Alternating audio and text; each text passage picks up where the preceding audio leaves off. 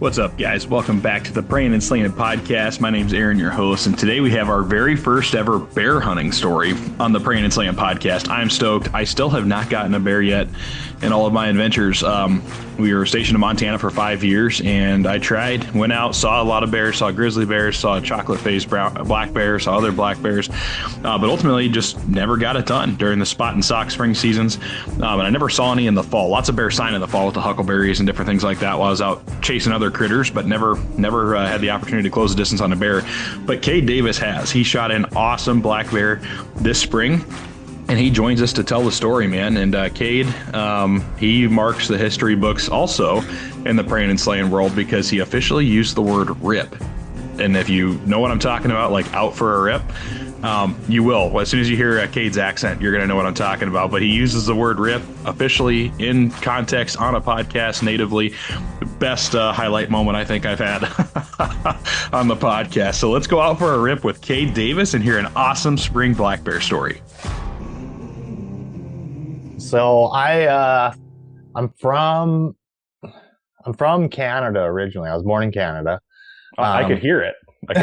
So, well, I also live only 7 miles from the border currently, so it's still heavy influx there.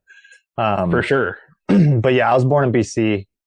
Grew up kind of in BC, kind of in Montana. We moved to Montana when I was like 7 years old. And then my dad's work took us to Boise, Idaho, and we lived down there for a little bit. And that's actually where I took hunter safety and cut my teeth personally on hunting, was when we were in Idaho, because I was of age at that time. But Idaho hunting is definitely, it was a little different at the time. It was a sea of orange and a lot of mostly just bird hunting in the area we lived in. And I was never, still to this day, I'm not really into bird hunting personally, but nothing against them. I just don't have the patience for it. What kind of birds? Turkey or like upland grouse, that kind of stuff? Or what? Like upland, like pheasants, quail. Oh, no yeah. Did a lot of rabbit hunting as a kid. So actually the first animal I ever killed was a cottontail rabbit. So, and still to this day, it's the only one I've ever felt like really, really bad about. So, no kidding.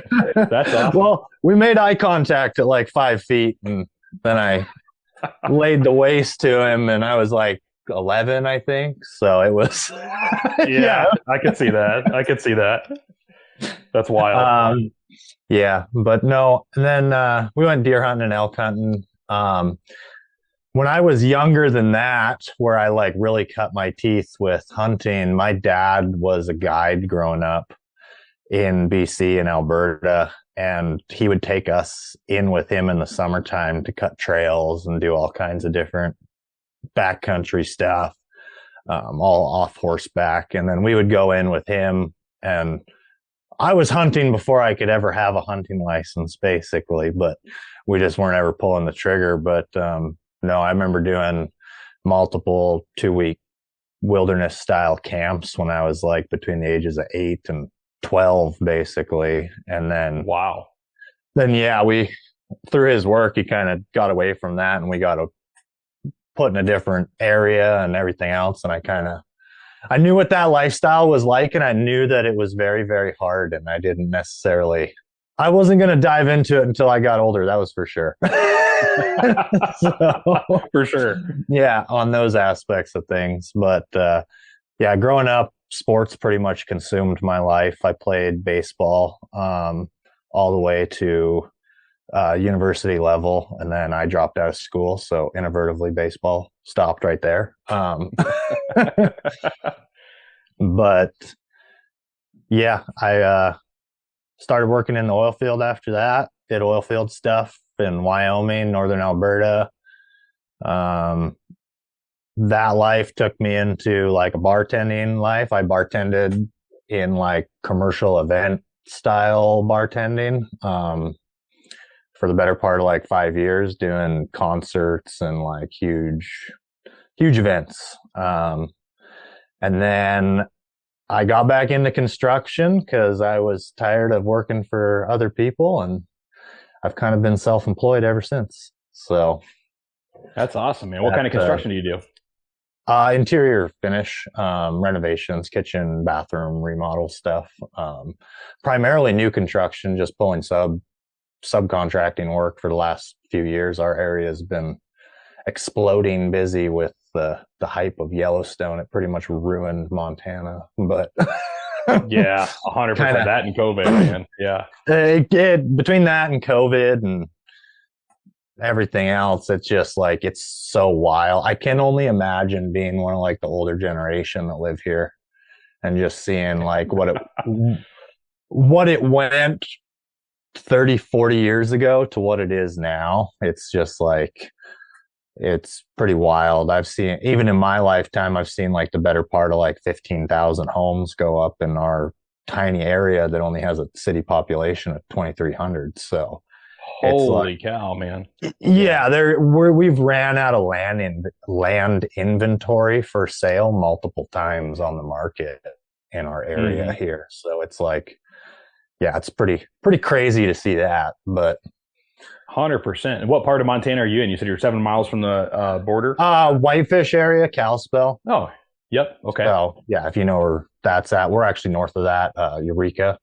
Yeah, but I know right where that's at. Yep. Yeah. We actually looked at when we were in Great Falls, Montana, and is not a hard place to fall in love with. No. And we looked at several properties and several cabins, to try to find a spot just to have a place and a reason to get back there, while we travel, during the rest of my wife's career here. But we actually looked pretty hard at a spot, a cabin in Eureka, actually, and we didn't end up pulling the trigger there. And we found a spot down by or just south of Ennis, Montana, so down towards the Yellowstone side. And yeah, dude, the COVID situation, if I would have I wish I had some sort of analyst in my back pocket that I could have ran stuff by, dude, because holy crap, we put an offer in on a 20-acre parcel, and got accepted. So it was 96,000 listed. We offered 93. The guy said, "Yep, let's do it."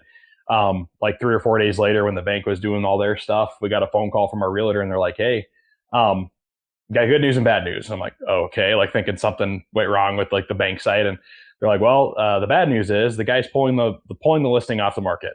And I'm like, okay, I guess we hadn't signed anything yet, so whatever, I guess that's okay. Yeah. And she goes, that's the bad news. Do you want the good news? And I'm like, yeah. And she goes, well, you guys, he's going to relist the property at 120,000, but because you guys had an accepted offer, he's willing to sell it to you guys at 96,000 his original asking price. And not knowing, I had no idea what was coming. So I'm like, oh, yeah, that's shady business, man. There's plenty of land. No, okay. I talked to my wife about it. She's like, no, that's weird, dude. That's just bad business. And we're Midwest. A handshake means a lot, so it's oh yeah. Yeah. Just, now, we'll find another one. That just seems weird. Why? I'm not really sure. Anyway. And then, so long story short, he sells it in 2 weeks for 120,000. I was watching it on Zillow. It goes back up, and it was 180,000. It resells then. It resold at 220,000. I stopped looking when it was resold for $300,000. Oh yeah, zero development. Yeah, no development. There was nothing. No infrastructure. They just people turning it over left, right, and center. Yeah, dude, worst business decision I ever made. If I would have been or had a financial advisor in high school, basically, and been able to get a $350,000 loan, you could have went and bought just about every property around here under 20 acres for in that price. I went back and looked for $350,000. Most of those properties are selling for over $350,000 now, and did sell during the COVID rush for all of that. Yeah. It's just holy crap. I would only had to sit on stuff for 8 years to make all that freaking profit. I know.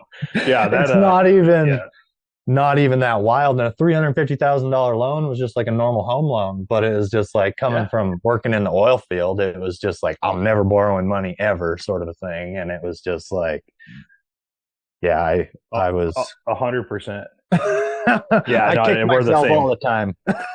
No, yeah, it's if you don't know, you don't know. I guess maybe we got to be politicians or something to find out all the insider secrets that are coming down the pike. I don't know, but I don't think I want to know. Probably not. It's probably better that we don't. Yeah. No, that's That's nuts, dude. I think it's really cool that the first thing you ever got was a cottontail. The very first animal I ever hunted too. I got a picture of it somewhere. But my grandma had rabbits. For some reason, she didn't like them going under the deck. I don't know, like she said, they were burrowing under there. They weren't hurting anything, but she didn't like it. And so we'd when we got BB guns growing up, we'd like figure out ways to like get under there or send my grandpa's dog under there or something to boot these rabbits out. And they just run around he had like a 3-acre block, and they would run from one corner to the next corner, and you could just chase them basically till you got it shot. And I remember that pretty much the same thing. Like we had shot at this rabbit, that poor thing, like more times than we needed to. And finally it was my turn to shoot. We level up. Like you said, it wasn't a far shot, and it was just like had one eye looking at me. And it was like, once it was done, it was cool. But then we're like, now what? You know, it was like that weird thing. I'm glad it was a rabbit at the end of the day, you know? And yeah, that's pretty cool, dude. And then you said you hunted without pulling the trigger, so you guys got to go on a lot of your backcountry side of things and that kind of stuff. I grew up in Iowa, and we did shotgun hunting, and so that was kind of how they always break us in as well. Like it wasn't, you know, we're not going crazy, but you're hiking a lot. You got to go basically with the dudes for 2 years and not carry a gun. So you just got to see what it was all about before they're like, okay, you know, hey, next year you got to carry your gun, you got to actually do some hunting. So I think there's some value in that too, kind of showing the kids or showing the young guys the ropes, and then saying, okay, here's the work you're going to put in, and now let's add that next element to it. Oh, definitely. Like 100%. Like, there's not a lot of like mentorship anymore, I've noticed, like within like the hunting community and stuff. And it's like, for new people to get into it, I can see where there's like a huge daunting aspect of like, oh, I need to have all this gear and I need to have all these things. And like, depending on where you're at, like that's definitely true. Like I just went on a hunt with some buddies from Utah, and honestly, like 3 of them have never been in bear country of any sorts, or like no knowledge of wolves or like nothing. And wandering around with them in the forest was a little bit nerve-wracking, I'll tell you what. Like, it was like, I was on DEFCON level 10 sort of a thing. Just like, I hope we don't run into a bear, because this is going to get real interesting sort of a thing. Like, 100%. But no, there's a certain level of like respect towards like stuff, but like anymore it seems like everybody's so busy with like work and this, that, or the other thing that like by the time dads get even around to passing the information along, like the kid has so many more other hobbies or interests or like things going on that they don't end up getting interested in doing it until they're 24, 25 or later even. And then they're like, well, crap, how do I do this? And unless they got a group of buddies that like does something, either duck hunts or does some sort of hunting or outdoor stuff. Like I lived in Bozeman even for a handful of years, and it's like the amount of people you would meet that were like super outdoorsy, and then you'd start to like bring up hunting or whatever, and they're just like right over their head. They're like, what, you hunt? Like, dude, that's so cool. Like I've always wanted to. Like I'm from Pennsylvania. I'm like, well, you guys got deer hunting over there, you got black bear hunting over there. Like, well, yeah, but like we just like my family never did it. And it was just like, well, you can do it, man. Like one of the first elk I killed down in Bozeman, one of my brother's friends that came to pack us out, he packed out the antlers and everything for us.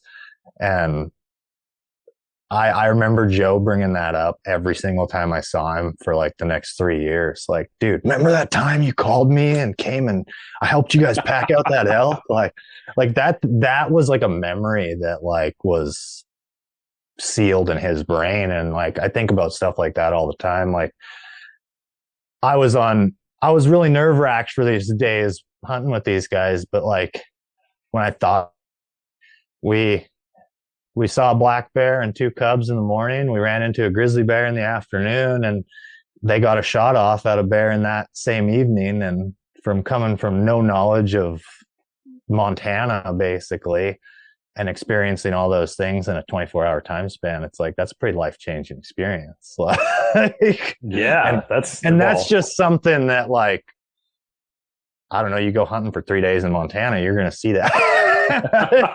Right. Exactly. It just takes one trip to really break you in 100%. Yeah. No, it does. And it just like, it'll give you, it's a baptism by fire aspect, but like, you're not going to know until you do it. And you're also not going to help anybody learn without going through a little bit of struggle yourself.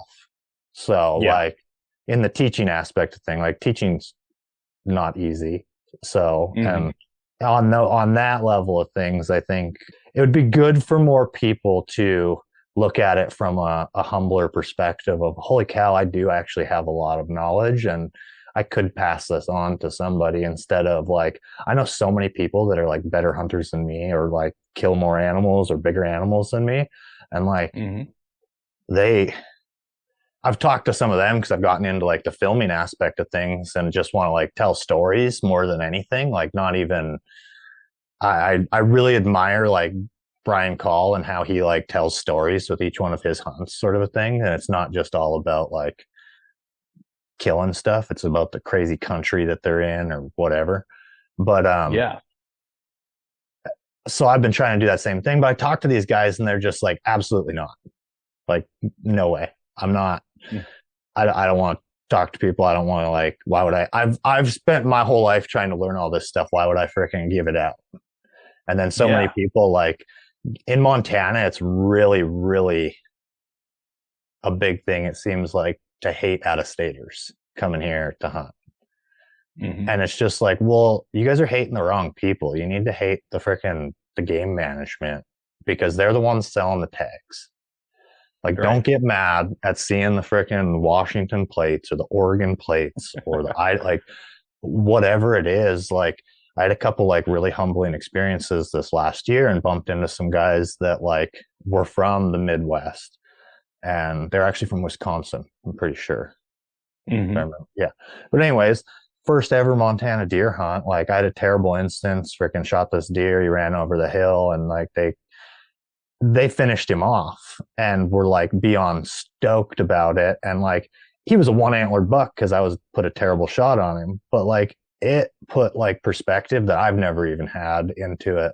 Like, they were just so thrilled to successfully come hunting. It was the 5th day of their freaking 6-day deer hunt, and they finally got one. And like, where they had parked and hiked into this area, they put in like 4 times more effort than I did to get to where I was at. And like, it was like, no, you guys deserve this. Like, you were doing it. You were out here freaking hunting. Like, I'm glad it went down that way. But then like, to see the social media comments on like sharing that story and stuff, like people I know being like, just ragging on the fact that they're out-of-state hunters and stuff. And it's like, dude, this is the exact problem that like the hunting industry and like us as hunters and stuff have. Like, we're the same people. Like, whether like, so it's like, I've even tried to tell those guys, like, don't even freaking hate them. Like, you got the ability to go other places and do stuff. Just because we live in a land of like plenty, and as a Montana resident, you do get freaking 8 tags in your pocket every year. And it's like, it's so easy to pick up a couple B tags for some does, or like whatever, a B tag for an elk, even for a cow. Like, they're crazy easy to acquire. Like, don't be mad at the people coming here to have those experiences if you don't like the way that the stuff's being managed. So no, that's a great point, man. I've never heard anybody actually say it that way. You know, it's really easy. I mean, anybody listening, hop on literally any Montana hunting Facebook page and see the one person that says, "Hey, I just drew my first XYZ tag in Montana." Not looking to almost all of them say, not looking to get a spot, but any tips are helpful, right?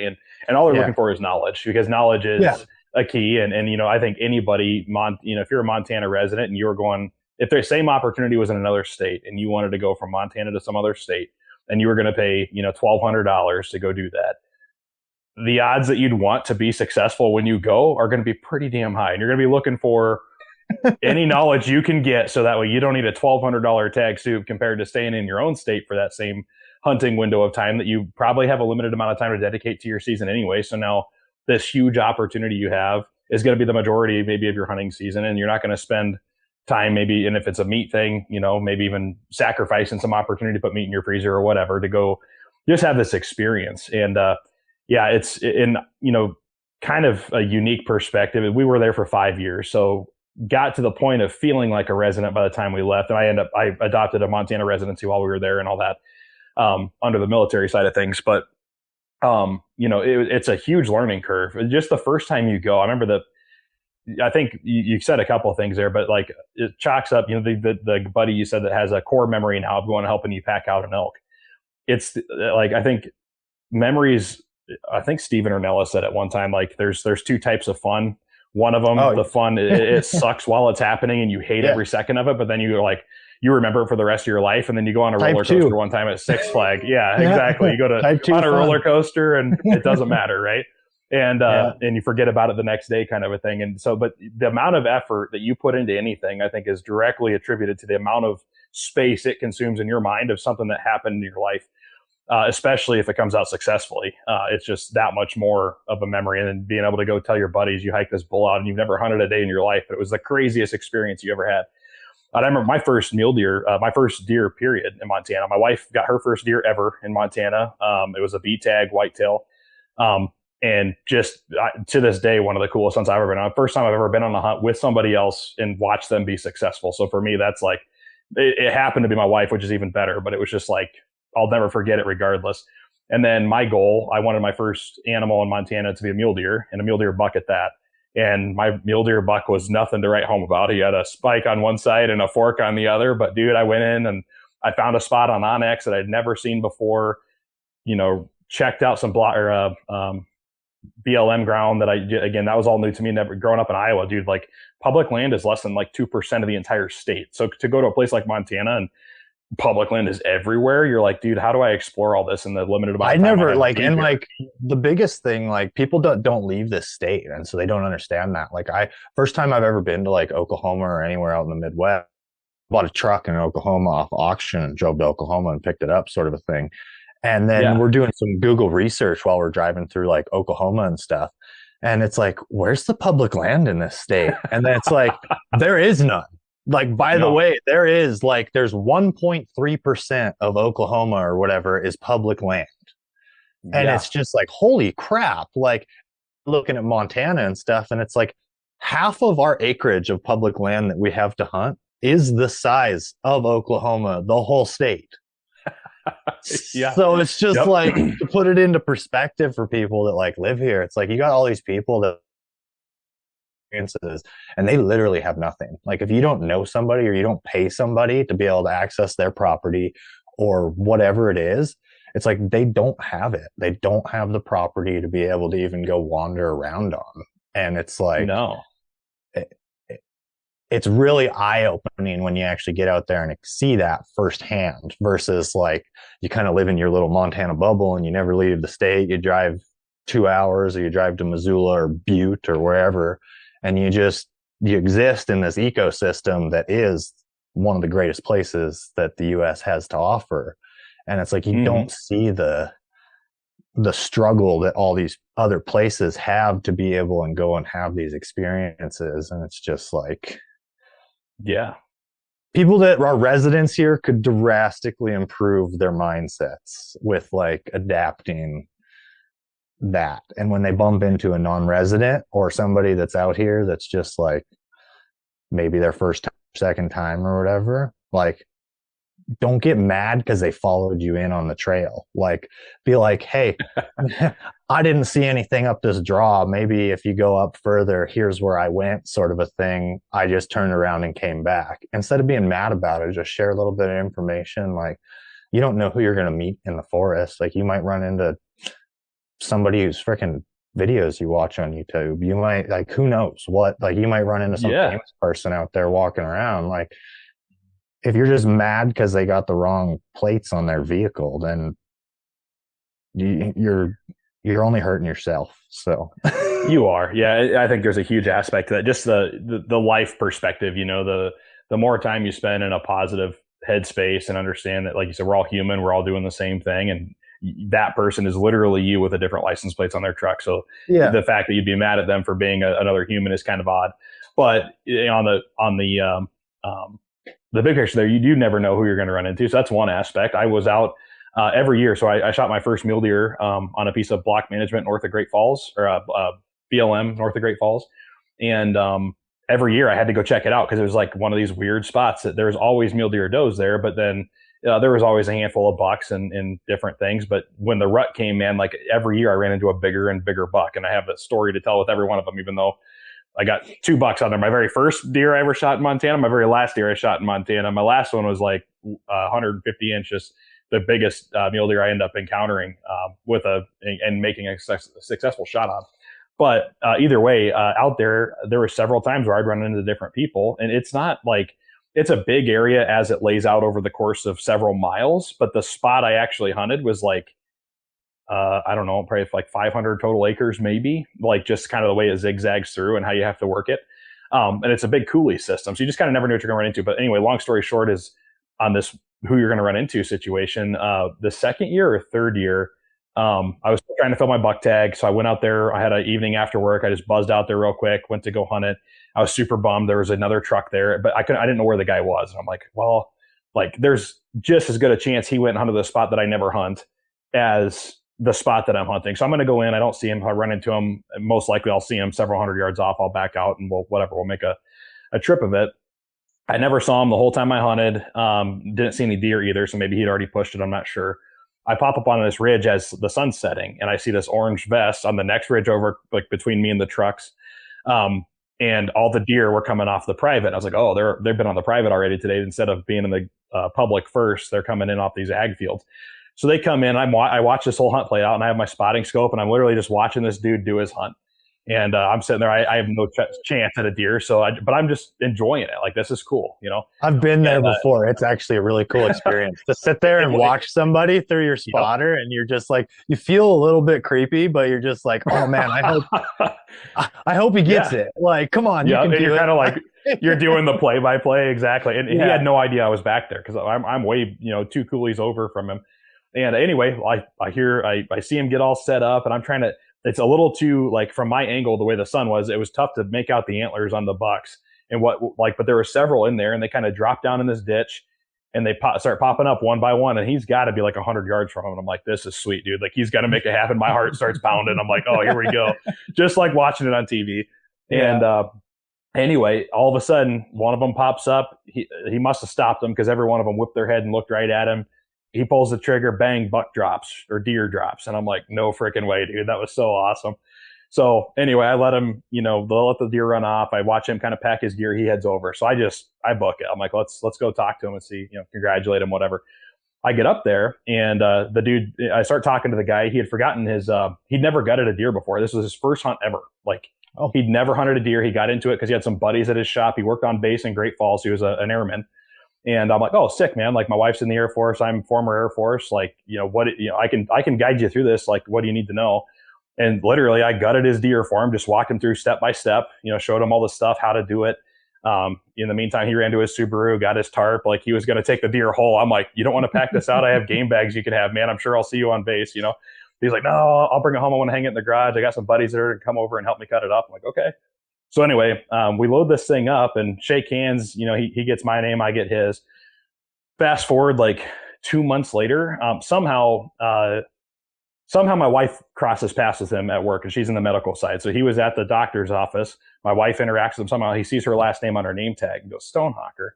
He goes, what's your husband's name? She goes, his name's Aaron. Like, kind of a weird question to get asked, like I'm just a civilian on base at the time. Yeah. And she goes, your husband helped me gut my first deer, and he was there when I got it. I'm like, it was a full circle moment. And she came home and told me this, and I was like, how sick is that, man? Like, you end up crossing paths with somebody, you just never know. And obviously that's a kind of a tighter knit community, but still, you just never know who you're going to help and who they're going to cross paths with.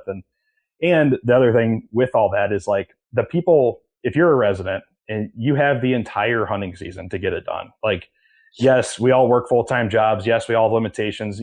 But the reality is you're going to have weekend after weekend or Monday after Monday or whatever it is to get out there and go chase. And the people coming in from out of state, dude, they're there for a limited time. It might be a Thursday, Friday, Saturday. It might be a week, whatever. But they're going to put in that week. Most likely they're going to stick to one spot because that's all they know. and they're going to move on. But, you as a resident, you do have the opportunity to say, okay, hey, unfortunately, the spot's got 5 trucks parked in it from North Dakota today. I guess, guess what? I have plan, B through Z on my bucket list that I can just go take off and go find. And Exactly. you also have those 8 tags in your pocket. So, hey, let me hit the next unit over and go, maybe today I'm going to try filling my B tag for mule deer. Or it's like, today I was going mule deer hunting and, oh, look at all these people. Now, okay, looks like I'm elk hunting today, or like vice versa. It's like, I don't know. I get asked all the time by people. They're like, oh, what'd you go out hunting for? And it's like, well, whatever I saw, kind of. It's like I have 5 tags in my pocket and the season's open on all of them. So it's like 100%. You never have time for it all. No, and that's just it. It's like, and that's some of these guys, that's like you just said, it's like they just have a mule deer tag, or they just have a black bear tag in their pocket, or they're just here for those 3-4 days. And it's like, sometimes they don't even have the ability, like, to, if they shot something on that last day and they put in all their effort and freaking search for it till midnight or whatever, it's like some people's jobs don't take a call like that. Like, hey, I shot an animal and I need to be doing this sort of a thing. Like, they're just gonna be like, no, you need to be here. And like, people they don't have the luxury like we do being residents here and being able to be like, I don't know a boss here come hunting season that if you called him like, hey dude, I saw something huge, you ran across the road in front of me, like,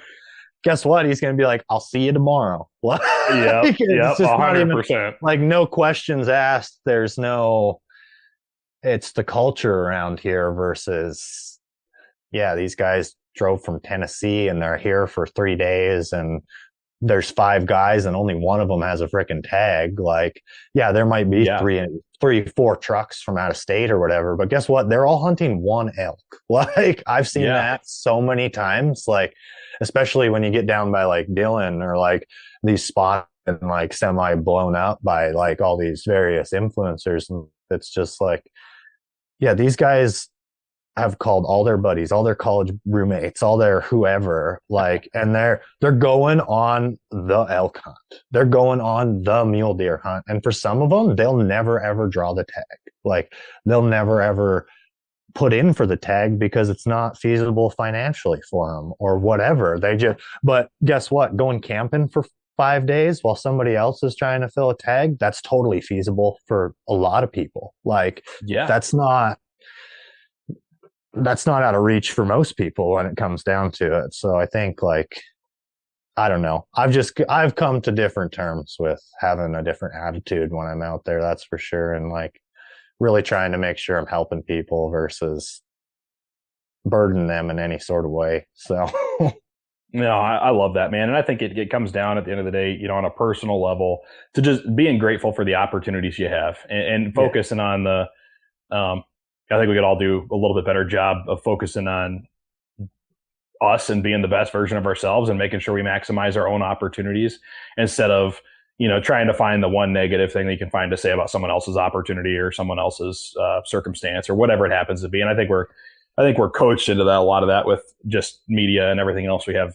unfortunate, too much access to societal values and stuff. It's just like, we could go off into some really deep stuff there on those sorts of topics, but it's like, welcome to the Prayin and Slayin philosophy podcast. No, I don't know. There's a lot of things, like, there's just a lot of things that are built into our society that don't reflect like a wholesome value, whether it be like the weight that we carry on, like, or the weight we carry on experiences in Mother Nature versus frickin' data centers or selling the land or like whatever the next stupid thing is that's on the chopping block. It's just like, if more people were out there having these experiences, guess what? There's more people that are going to be pushing back against all this. And it's like, the reason they can even make progress in any sort of way on any of this stuff is because society has most people trapped in a cycle of living paycheck to paycheck and just doing the bare minimum to get by and we're so disconnected from our food, from Mother Nature, from like everything. And like it's no fault of anybody's at this point because it's been going on for so long. It's just like, you look at I don't know, I don't even know what it's called, Central Park in frickin' New York or whatever. It's like New York's an old city. It's like they've been trying to mimic Mother Nature in that space for how long? Like, and give people that live in that environment just some sort of release in any way, shape, or form in that aspect. And yeah, I see that more and more disappearing with like the development that's going on across like Montana and all these places, and the push for these data centers. And it's just like it seems like it's just never ending as far as progress in the wrong direction, and holding people back any way they can, or any way. And it's like I don't feel lots of time knowing like some of these people that are trying to like go into positions. It's just like I don't feel like they've got bad intentions when it starts out, but it's like neither does the good cop, neither does the awesome teacher, neither does the like there's so many other things, and then it's just like two or three bad seeds make the whole garden go to shit. And it's just like, pardon my language, but it's just seems to be like where we're at with the world currently, and it's kind of sucks. But man, I feel bad for a lot of people. Like every time I'm freaking at the grocery store and I see somebody over 60 years old just like really looking at their grocery list and checking the price on stuff, and like going in and prepaying for $20 and fuel in cash instead of just putting their card in and filling it up. Like I notice those things every day, and it's just like it breaks my heart lots of times to see it, because it's just like people are struggling so bad, and you got whoever over here like wanting to flaunt this, that thing, or I'm doing good and look at me and blah blah blah. And it's just like, no, just take a step back and try to see how blessed you are, and then pass some of that along. So because 100%, dude, there's a lot. Like I just, like I said, I see people hurting every day, and it sucks. So, and it's like, especially in a place that's like thriving economically, it's just like everything's so expensive anymore that it's like you can be making a good wage and you still have to budget right down to every nickel and dime sort of a thing. And it's just like, it's crazy. No, it really is, dude. 100%. Yeah. And we, but like you said, that's a whole podcast in itself for sure. Yeah. You know, but like you said, the product of the system, I think that weighs the heaviest is, and probably impacts these opportunities we're talking about with hunting. And, you know, the guy that is that North Dakota plate or Wisconsin plate or whatever, there's groups that come out every year, and obviously I would say they're doing well for themselves if they can afford to hunt Montana every year. And that's awesome. But man, like the amount of people who like they've saved for 5 years, and that's like the one time they're busting $1,200 plus gas, plus travel, plus hotel, plus whatever to get their butts up there and make this elk dream happen that they've had since they were a little kid. Or, you know, that's the other reality here is it's not like they're coming and taking anything from you, dude. Like they've sacrificed for a long time probably, or they're making a big sacrifice that year to try to just have an experience and make it happen. And it's not just Montana. It's no, lots definitely of states. Like it's definitely something that's like all the way across the board. It's like I don't want to. It's harder and harder to do, man. I don't want Montana guys to feel attacked here, but it's like it's kind of a no, definitely not. It's easy to see because it's such a popular state for people to come in and dream of. You know, dude, when I saw Montana pop up on the list of options that we could go to the Air Force, I didn't know what my wife would think about it, but I'm like, that's got to be our number one. Like, I don't care. You're like, I'm moving there.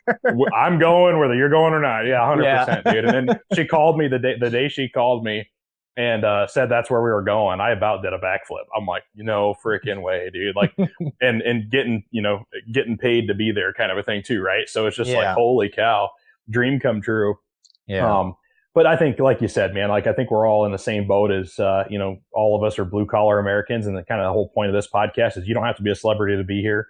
I'll be surprised if we ever get any celebrities on this podcast. I'm not aiming at it, but it may happen. But that's the whole point, man. Yeah. Oh, I don't think the best celebrities ever were trying to be celebrities in the first place. I think a lot of the best ones, I agree.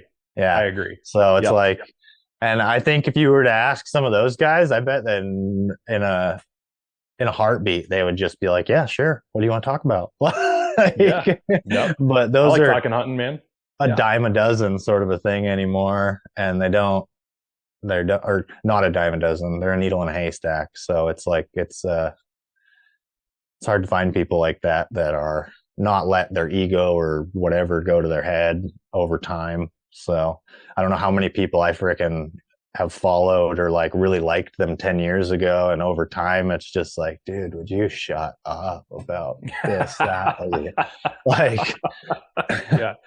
Oh my gosh. It's like, it gets to a point where it's just like, just silence. Silence is nice after a while. You don't have to constantly be throwing stuff in people's faces 24/7. Like just quit pushing 100%. Products, quit doing this, quit doing that. Like, well, there's the old school, I'd say old school. So I'm a 90s kid, and I kind of taught myself how to hunt through watching hunting TV back in the day. And there was a point in time where we had Dish Network, and the Sportsman channel was part of that package, and I found it through there. And I mean, I could tell you on any day of the week, like this show is going to be on at this time in this window, because I was just like that obsessed with it. But it was my source of information for something that I really kind of got myself into. And a lot of it, dude, I can still tell you, I know for a fact, gold tip arrows were the arrows I had to have. Matthews switchback was the best bow on the market. I remember the big Z across the mountain, like getting burned in the mountain ads. And Muzzy broadheads, dude. Like those, as a bow hunter, I knew I had to have those things. And I had gold tip arrows. I had Muzzy broadheads because they were economical. Switchback was out of my price range, so I ended up with a different bow. But it used to be about that, and that was just kind of part of.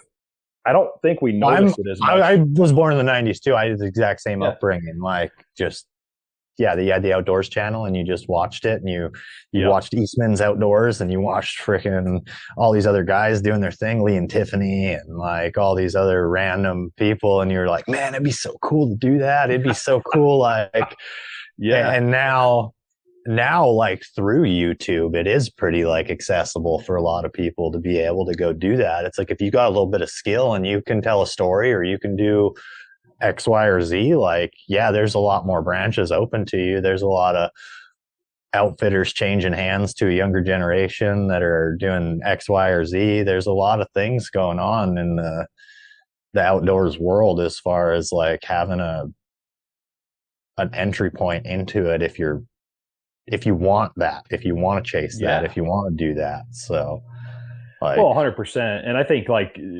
so it used to be like the products were all intermixed, but I think the number of brands and competitors were probably a little bit smaller at the time, or there was a few serious brands in every category. The rest of them were like kind of trying to make it, but now there's enough space and things got enough as popular. So, and everybody's got a different opinion on what the best of the best is. And now, like you said, you just see so many channels, especially in the TV side of things, like the actual like TV influencers or whatever, the TV shows, like they are scraping by just to make network airtime payments, right? So that's why you see the product chasing all the time. Yeah. And I always would get a laugh at when I got into the industry, working in the outdoor space and product companies and stuff. I used to always kind of giggle once you start recognizing certain things. So like you'd have a TV show, and they'd have a Burris scope, or that's a bad example, they're higher end, but like a random other company scope, but they're sponsored by Vortex Optics. And you're like, wait a minute, he just shot that deer, and I know for a fact that was a Burris scope. Like, wait, how is that happening? But it's just because Vortex is the company that wrote up a check that year. But, oh, by the way, they're using all last year's footage, so it's kind of irrelevant. And there's a whole behind the scenes that goes into all that, right? Yeah. And then now, like you said, YouTube opened the door, I think, to the storytelling. The storyteller is kind of king in YouTube, I find. The guys that have good channel. You mentioned Brian Call. Like, my boy, my 4-year-old, he loves hunting. I'm crossing my fingers he maintains that till he's old enough to actually go with me. But like, he's kind of obsessed with it, and it's just a product of. We have bow targets in the backyard. He watches dad shoots bows. He wants to shoot bows. I was always curious when we were like trying to have kids and stuff. I'm like, man, like how am I going to get him into hunting? Because I love it so much, you know, and my dad likes to go, but he honestly went hunting more after I got into it just because I liked it, you know, and so that's like a tradition that I kind of want to maintain as me loving it so much. And he's picked it up purely organically. It's just been a product of him seeing me do something, he wants to do it. And that kind of thing. All it takes. It just takes a little bit of exposure. It does. So. And you mentioned that earlier, you know, the dad's being caught up with, you know, just having to work 24/7 to make ends meet. You know, that might be part of, you know, some of the decline over time of, you know, younger onset hunters and things maybe, or the traditions being passed. And I like right now we're like, my dad used to always say like, oh yeah, I went hunting until like I had kids, or like my uncles would say the same thing. We used to do a lot of XYZ fishing, hunting, whatever, but then, you know, then we had kids and whatever. And I was just like, I'll never be that guy. But the next thing you know, you're like, you got a 1-year-old at home and you're like, you can't get out of the house and go do it. Now we've got a second one here. And like the 4-year-old, he's at the age now where like him and I could go beat bush, dude, and we could go. And oh, by the way, we've got this newborn that, never mind.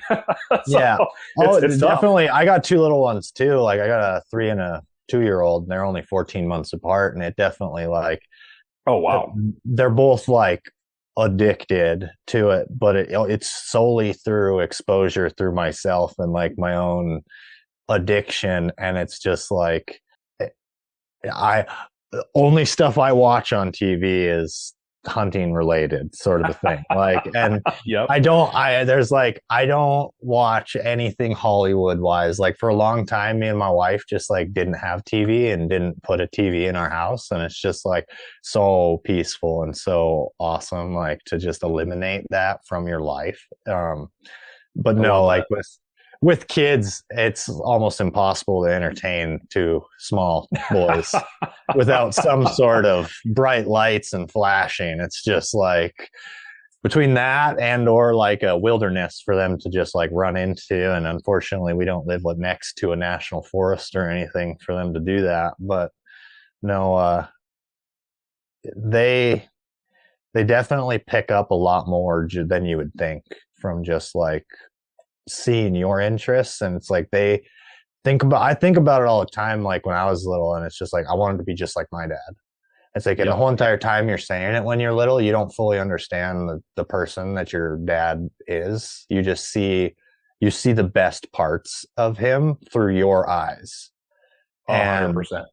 And whatever that is, it could be hunting, it could be the way they work, it could be the way they play catch with you, or like whatever it is as a little kid that you like grow to find admirable about your dad. But like it's all through exposure and your dad just being like present and being there and in the moment and like participating in that activity with you. And I recognized that before I ever even like became a dad. And so I was like, I feel like I had a jump start on it. It's like, okay, if we're going to do this, it's like, we just need to include them. We just need to do it. Like, it's going to be hard. It's going to suck. Like, I don't know how many miles I packed literal babies around in the Osprey back carrier shed hunting and doing stuff like can't even talk.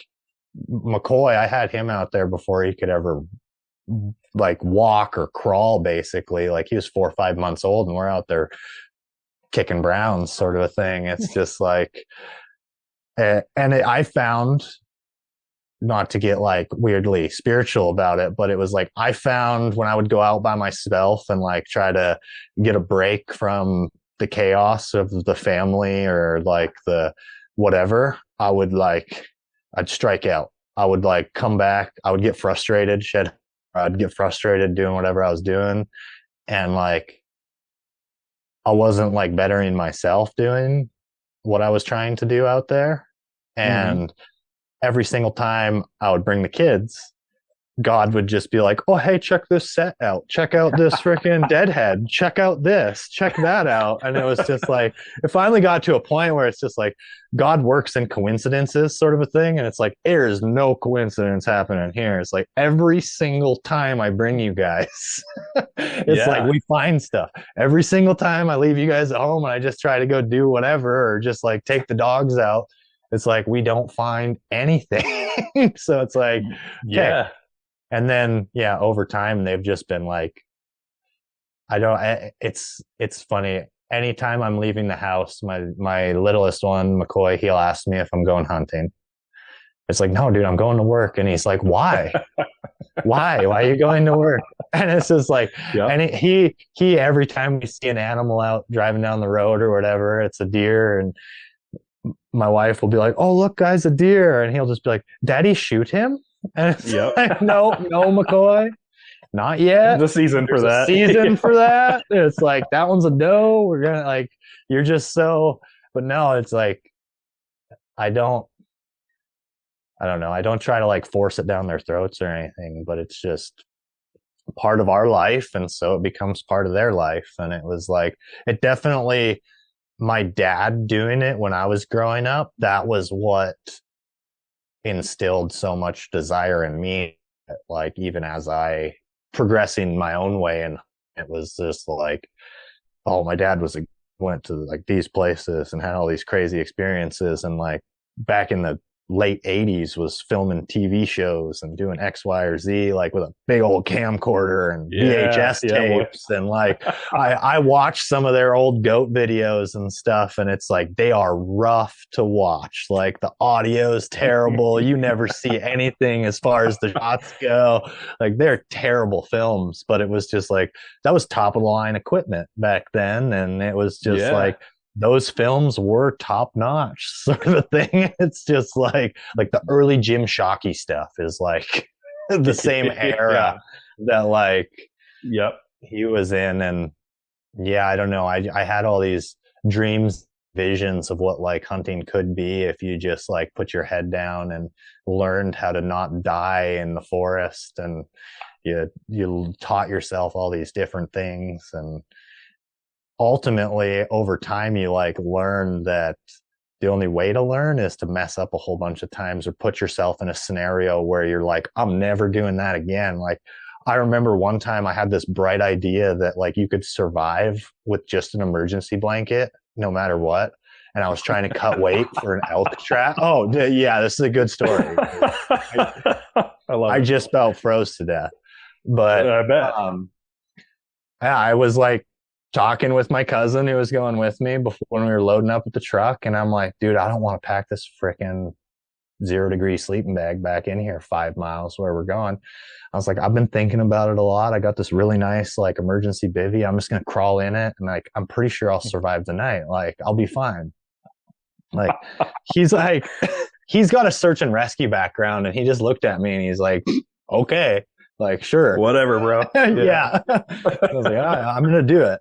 And we get back there, and yeah, I got my sleeping pad and this freaking emergency blanket, and I woke up at about 2:30 in the morning, just completely soaked from condensation of breathing underneath that stupid emergency blanket, and like borderline hypothermic because it did drop down below zero that night, and ended up literally curling around the fire, not even sleeping in the tent for the rest of the night. And what was going to be a 3-day hunt was only a 2-day hunt. And it was like, oh man. Yeah. But yeah, you have to like put yourself in these scenarios to be like, well, guess what? That wasn't a good idea. And I didn't die, but we'll never do that again. Like, right. There's a reason you bring a sleeping bag. There's a reason you have these things. It's just like, yeah. And it's like, hunting with these guys, and they're like, why do you carry around a 40-50 pound pack? And it's just like, cause it has everything that I could possibly need in it. Like, it's got my med kit. It's got my X, Y, or Z. Like, I've got a tourniquet. I've got an emergency bivvy. I've got my rain gear. I've got puffy gear. I've got like, it goes through like all the different scenarios. Like, springtime in Montana is crazy. It's like we could get all 4 seasons in one afternoon, sort of a thing. And it's like, you need to be prepared, because if you're not, and you get rained on really hard, and then a sleet storm blows in and it drops to below zero, and then you're wet and 5 miles from the truck and shivering and shaking, and you got to go back through like some alder hellhole that also is now wet. It's like, guess what? You're just going to be, borderline dead by the time you get to the truck if you don't have the tarp or whatever it is that's in your 50-pound backpack that you're lugging around everywhere. Or if you get to the truck, 100%, man. And that's another thing too. It'll teach you, get into the bear hunting story here in a little bit. Like bear hunting in Montana, if you're doing the spot and stock version of it, man, it's a product of getting to the places those bears want to be, and a lot of times that's not really close to where you can park. Maybe your truck is, you have to park because the mountain roads are literally snowed in the rest of the way. You still have to go 1.5 miles to get to the spot where you can glass before you have to worry about hiking to where you're going to shoot and all that other stuff, man. Like it's a whole product of literally beating feet across mountains. And I reflect on that a lot. It was a huge eye opener for me. So the whole time, like I told you, I about did a backflip when we found out we were going to Montana. And first thing, that's when I first got my first Onyx subscription. Immediately downloaded that. I've been hearing all about it, but now I need it. I'm doing all that, and I'm researching all these places to go, try to hunt, and I'm Googling, what to look for elk habitat, what to look for bear habitat, all this stuff. And I found these, I don't know, one elk spot in particular in the Little Belt Mountains sticks out in my mind. The route that I had planned, I was like, oh, I could park here on this road, and then I could go here. It looks like there'd be a great spot for elk. But it was like 4 miles, I think, as however you had to hike this to get into that area. About 4 miles. In my head, I'm thinking, 4 miles, cool. Yeah. No problem. I remember the first, exactly what the story you were talking about, your bivy, your emergency blanket. The first hunt that I went on that was like a true, we're hiking in, bringing camp with us, all that. I think it was right at the 3 mile mark of getting in there. And it was all downhill, by the way, to get in. So we basically hiked down a mountain into a valley, hiked across there, basically followed a stream up. You're kind of going up, and it's real gradual. You get in there, and like you said, I think my pack was right in at 38 or 40 pounds, somewhere in that ballpark. And I remember just thinking, even like going in, it's like, man, this is actually further than you think. And it doesn't seem like it's far because you've got this, it's only 3 miles in your head. Well, and it's also at 8,000 foot elevation, and you didn't look at that. Right. And you're like, oh, dude, all the stuff. And I remember I got in there, and then when we get in, it's like we're in the middle of this timber where we're going to set up camp because we're kind of scouting for the hunt. This is the pre-version. This was summertime. It was nice.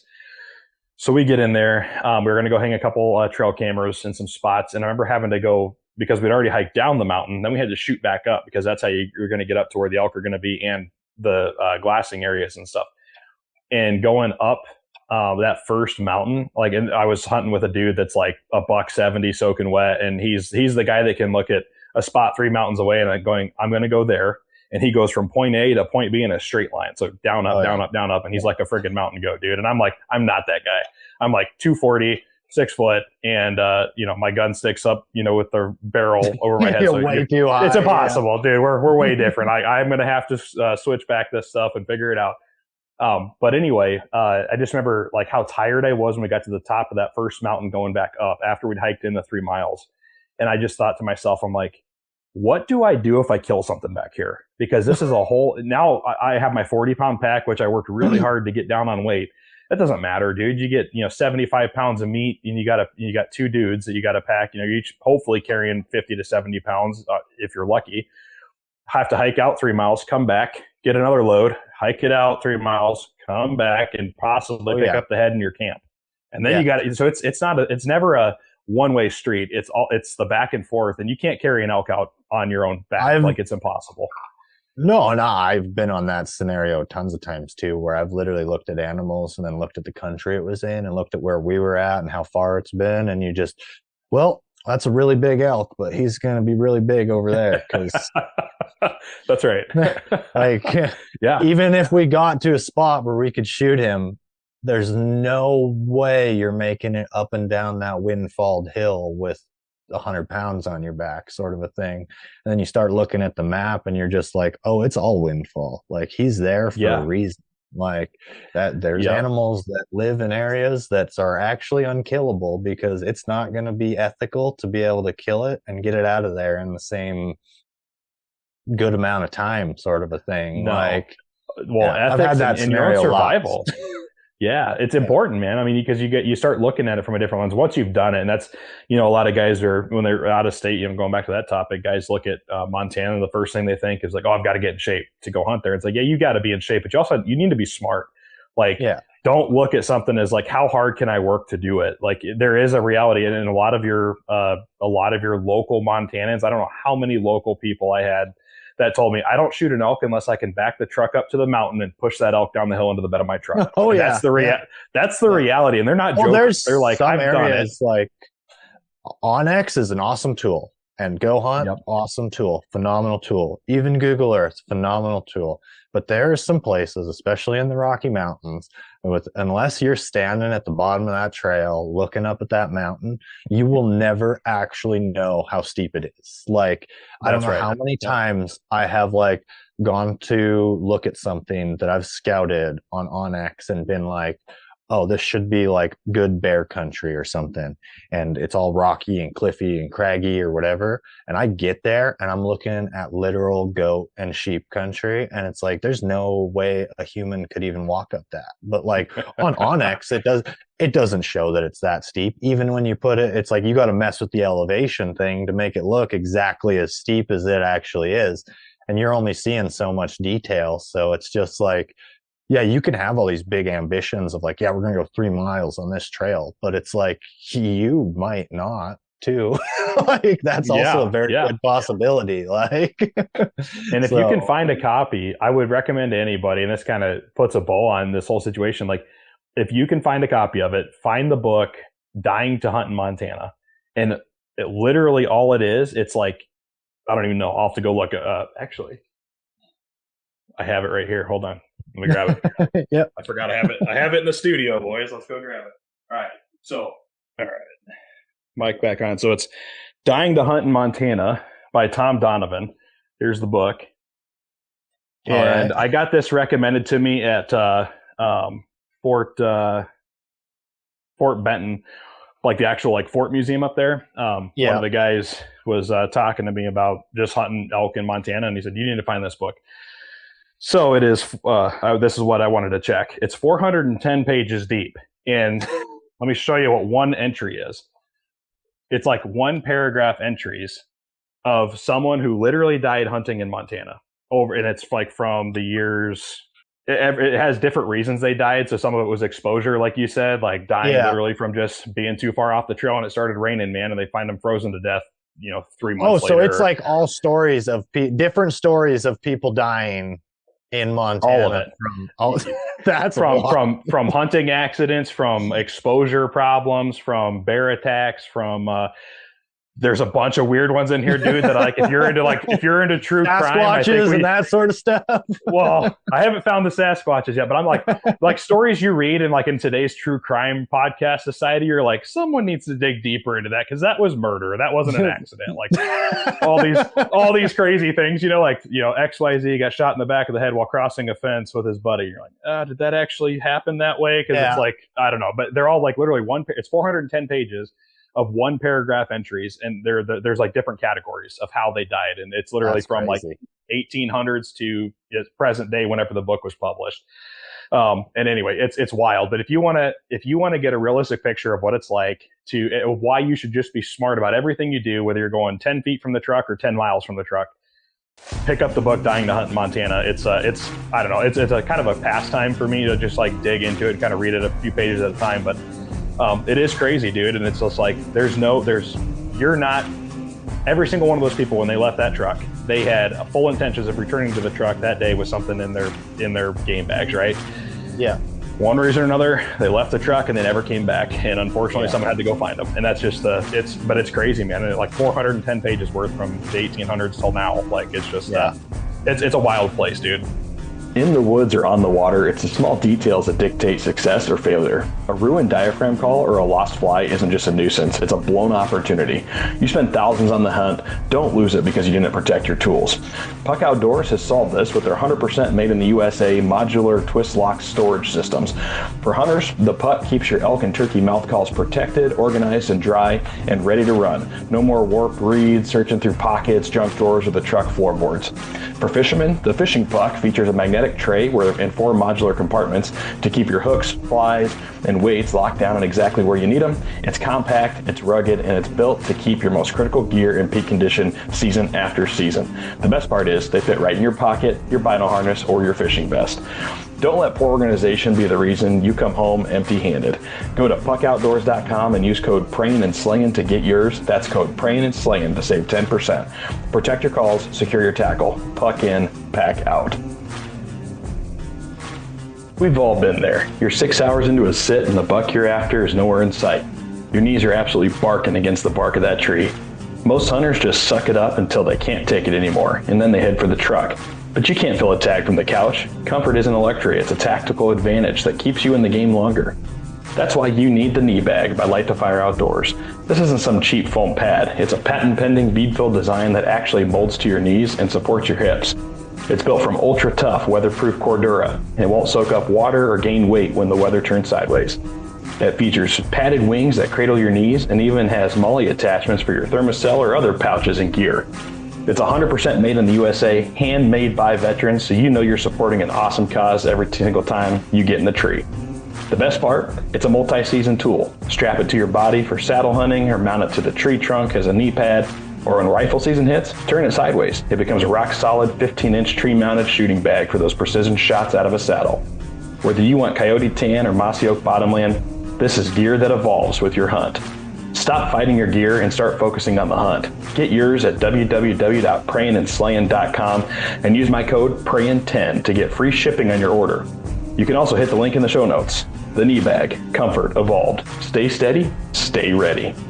This episode is powered by Dead Nuts Outdoors, makers of the most lifelike, lightweight, and weatherproof 2D archery targets in the world. That's right, I said 2D.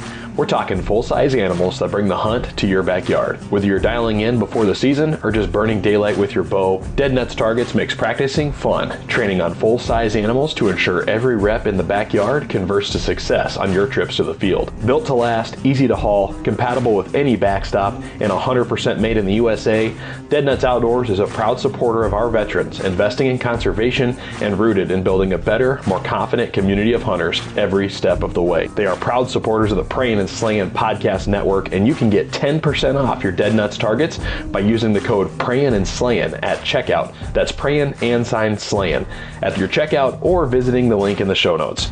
Dead Nuts is helping us all hit the spot, not the dot. Hit it, Dead Nuts. Now, let's get back to the episode. And then you're talking spring bear, like we're going to get into here. Yeah, we can get into it. Jumping into your awesome bear hunting story, dude. Like I said, I've bear hunted every year. I was up there for 5 years. I never got it done.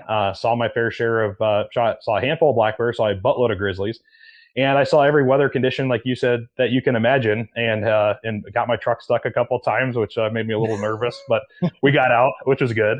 But yeah, dude, like, let's dive into your hunting story here. So from the pictures, it looked like it was a beautiful day. And you killed an awesome black bear. So like, walk us in how you scouted it all the way to the point of packing that sucker out. Yeah, so I don't know. I'm that Montana resident that takes full advantage of like all of our public lands. So I hunt all the way from eastern Montana to western Montana. Like, heck yeah. And spend way too much time on Onyx and go hunt. But this year really wanted to like try to find some spots that were within 30 to 40 minutes of like my house that might look semi decent, that I've never been in or I've never heard of anybody going into, sort of a thing. And this spot actually was a spot I was trying to talk multiple buddies into going into.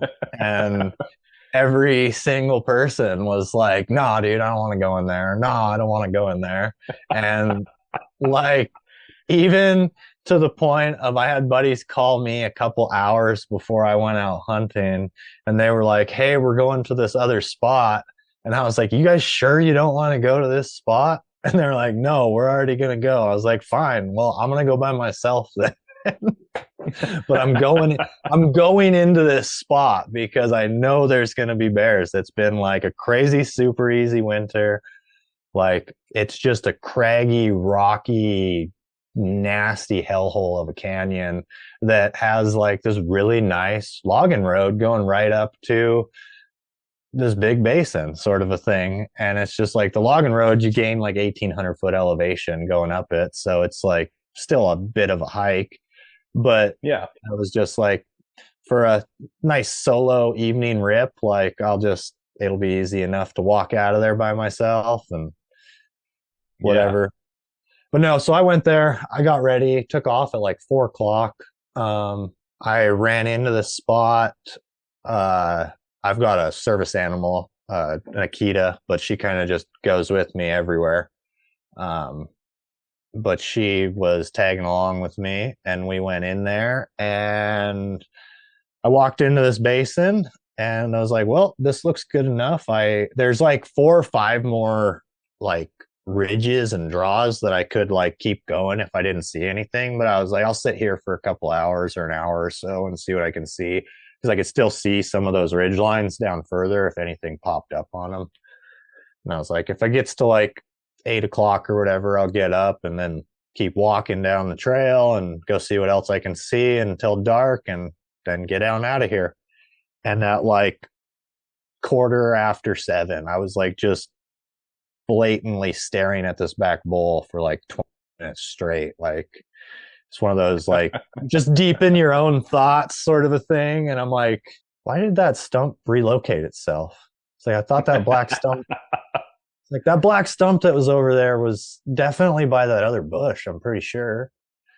And then I start looking at it a little closer, and it's 1,000 yards plus out still at this time. And I'm like, well, I think it's moving. And so I instantly like, hey, spotter, like, let's get this going.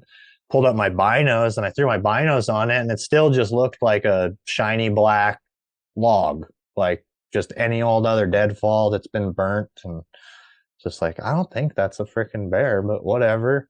Just stood there, got the phone scope already, and put it on, and I was like, maybe. And sure enough, he just came walking out, and then heart racing, like, okay, well, game on. Like, how big is he? Like, is it a he? That's like a big thing that with bear hunting, I wish more people would just like watch bears the first couple of times they went out hunting, and didn't even take a gun to shoot one, sort of a thing. Just like put all the effort into going and seeing them, so you could like really tell what's a female and what's male. But no, I was just like getting set up to watch it for as long as possible. And I was like, if it walks into like 500 yards, I'm going to get the gun out and get set up. And it walked into 500 yards. And by that point, I was like, oh, it's a boar. Like, there's no doubt in my mind. He's like got a grizzly bear style hump between his freaking back, and he is just like waddling like a duck. And I'm like, yeah, that's a boar. That's not a female. And I was like, well, as soon as he gets to 500 yards, I'm going to shoot him. And he just wouldn't stop. And so I was like, well, I guess I just keep filming. And so I filmed him for like 16 minutes as he walked across this basin and just kept coming and kept coming. And I was like, it was getting to a point where I was like, well, the gun's dialed in at 0. If he gets closer than 100 yards, like, I don't know where I'm going to aim. So I'm going to have to shoot him at 100 yards. Like, he winded me at like 170 yards, and then kind of stepped back, and I ranged him again, and he was 190, and put 2 good shots. First shot was just absolutely perfect, but I grew up, the country up here is thick, so you shoot until it stops moving, sort of a thing. Like, and I just put another one in him really fast, and he rolled back down into the camera frame, and the work kind of started from there. It was like, it went from a sightseeing adventure in my mind to just checking out a new spot to, oh boy, we got a hour's worth of daylight left, and I got a 400-pound bear that I got to deal with now. And like, heck yeah, dude. He was a stud too. What's going on? 400 pounds, what you estimate at?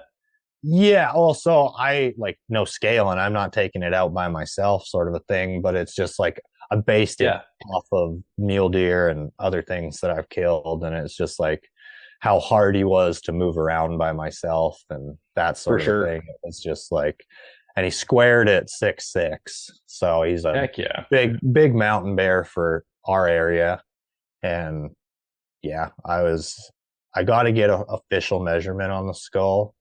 Not that that really matters, but he's just under the all-time book score. He's like 20 and 7/8 or something skull when I measured him. But that's awesome. Yeah, biggest bear I've ever took.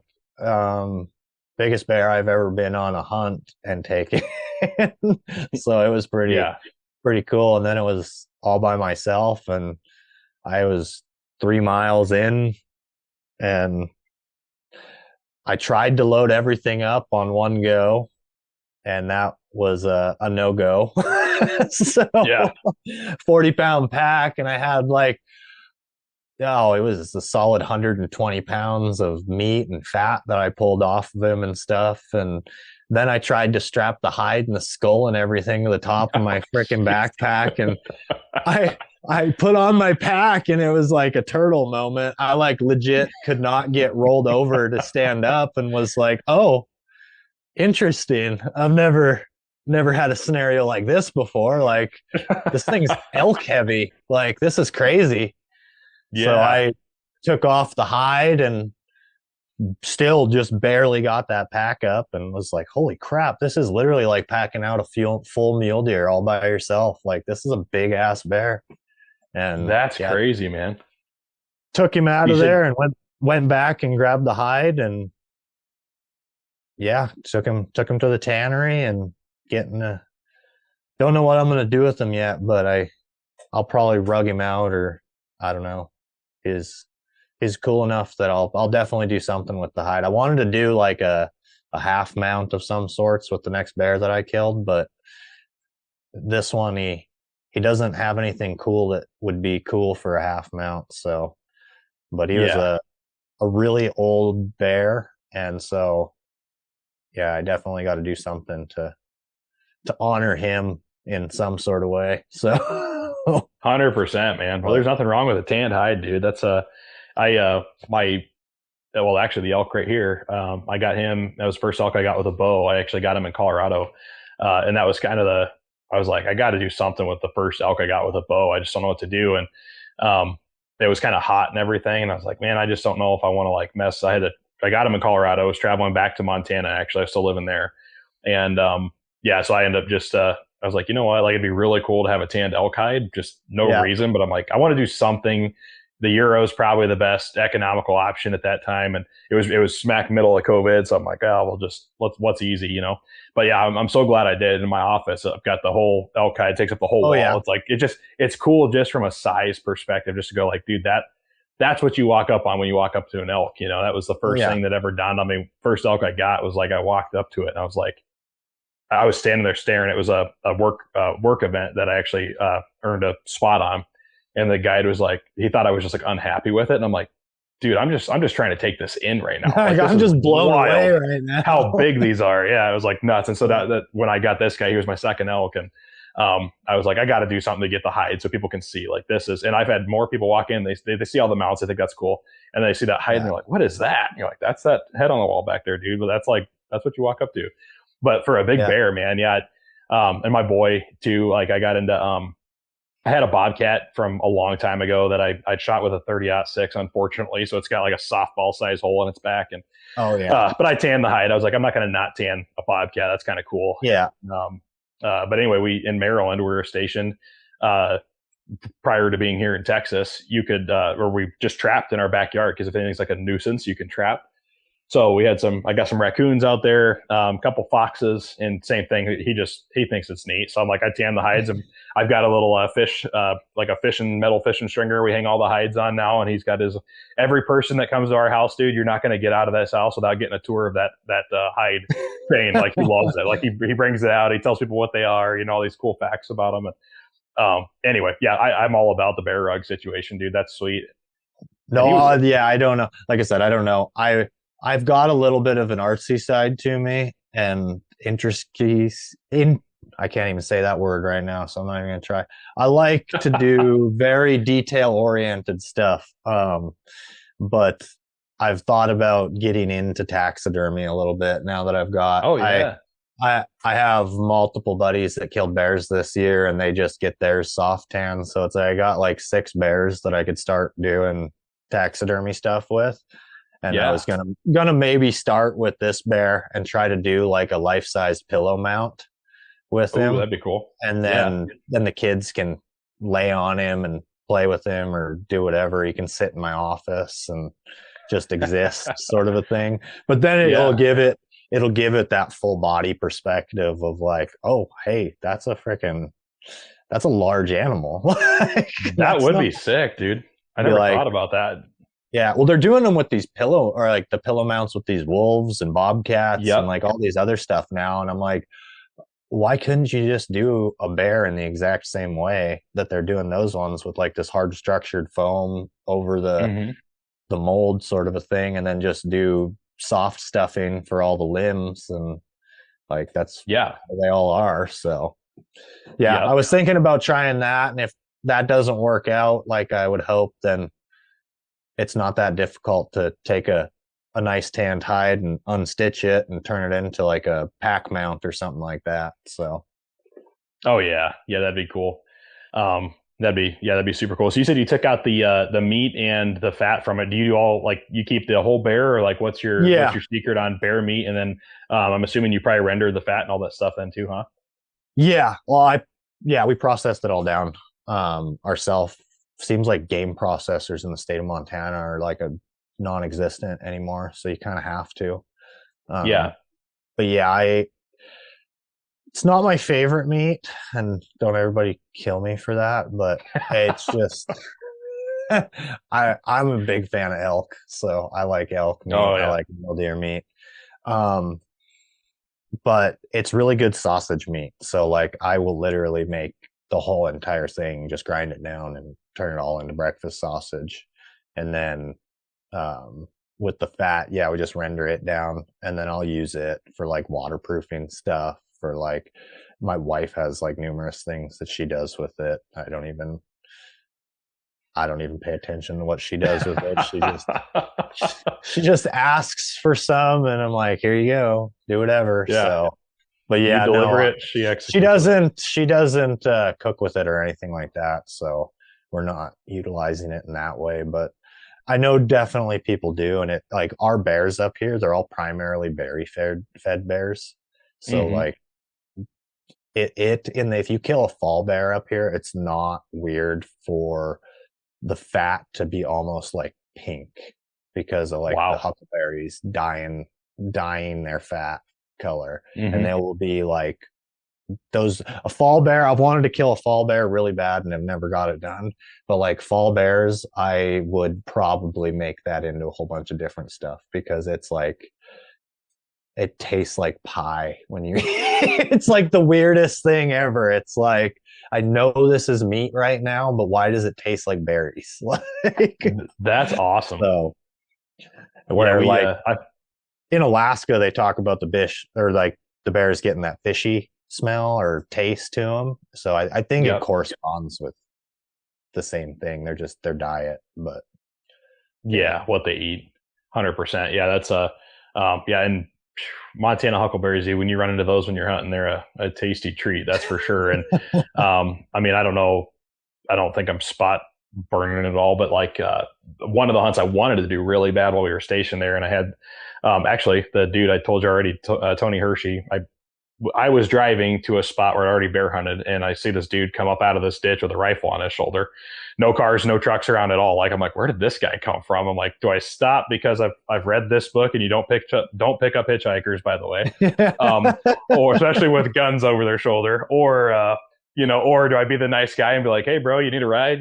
So anyway, I yeah, end up getting the better of me. I backed up and just rolled down my window a little bit. I was like, hey, man, like, you doing good? And he goes, yeah, I just shot this bear or whatever. So anyway, long story short, he goes diving in for his bear. I'm like, I'll go down the road and I'll come back. I'll be here if you need, instead of going into the wilderness with this dude that I don't yeah, know, right?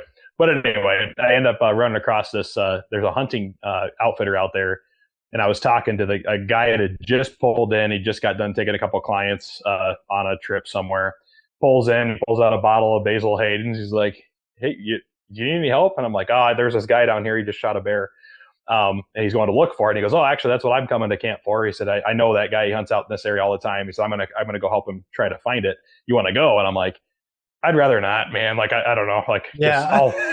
cool that there's bears here. That's awesome because this is the area I wanted to hunt. But I'll just I'll maybe catch you guys on the next one, kind of thing, right?" And he goes, "Well, have a drink with me at least, and I'll answer any questions you have for you. Where are you from? Blah blah blah." Right. So we had a couple shots, and he tells me about a place that he used to go up in the Flathead Valley, and all the mountain ridges up there over the lakes. A lot of them are just covered in huckleberries. And so there's literal outfits and guys that do it without outfitters, that you'll sit on one side of the lake on the highway where you can pull off, you glass, you find a bear eating berries, and they'll be there because they just eat the berries till they pass out, basically. So you drive all the way around the lake, you hike up the mountain and try to get a shot. I always wanted to try to go do that hunt. I never did it. But and then I've heard a lot of testimonies to the bears eating berries, man. They taste delicious, apparently, and it's this like totally unique thing, and never got a chance to try it yet. Yeah, no, it's like a lot of my good bear spots are also very, very good berry picking spots. It's just like, yeah, yep. You have to go into them. Yeah, you have to go into them prepared as far as like, yeah, we come in here to kill bears most times, so just know that they're here. Yep, so. Exactly right. That's awesome, dude. And then so I'll ask this too. So like, what my very first bear hunt, like I told you, I had a 270 and knew nothing about long range shooting. Just got there from Iowa. Like 100-yard shot was a long shot for me, right? Yeah. Get this bear. He's I estimated, because this crappy rangefinder at the time, I ranged and it would not pick up. Finally, there's this big boulder that it was like walking above. I ranged this boulder and it says 350, or it wouldn't pick up the boulder. So I'm like, screw this. I go down, estimate what's halfway between me and that bear, range this big tree. It says 350. So I'm like, okay, I'm guessing he's 700. And anyway, long story short, didn't pull off the shot. But now I enjoy long range shooting and all that stuff. And I practice quite a bit out to, like you mentioned, 500 out here in Texas. We've got a 500-yard range that I go to quite a bit. Just to keep the skill up, because it's something I want to be proficient. I hopefully one day get back to Montana or somewhere and have an opportunity to hunt a mountain bear. What's your rifle of choice, and what caliber do you use? I've been using the same rifle and caliber for a long time, but and there's a little bit of history to it, but I love this rifle and caliber. It's a 270 Winchester short mag. Okay. It's a caliber that's not in development anymore because of lawsuits. So, and when you dive into that caliber of gun, you find out that an engineer designed it and he patented it because it was so awesome. And the closest thing to it now is the 6.8 Western, and anybody that shoots that will tell you how freaking awesome that caliber is. So it's just like, then they've made all these 6.5 variations of stuff that try to put out numbers semi-similar to what the 270 WSM was pushing out. And I know tons of guys that shoot 300 WSM.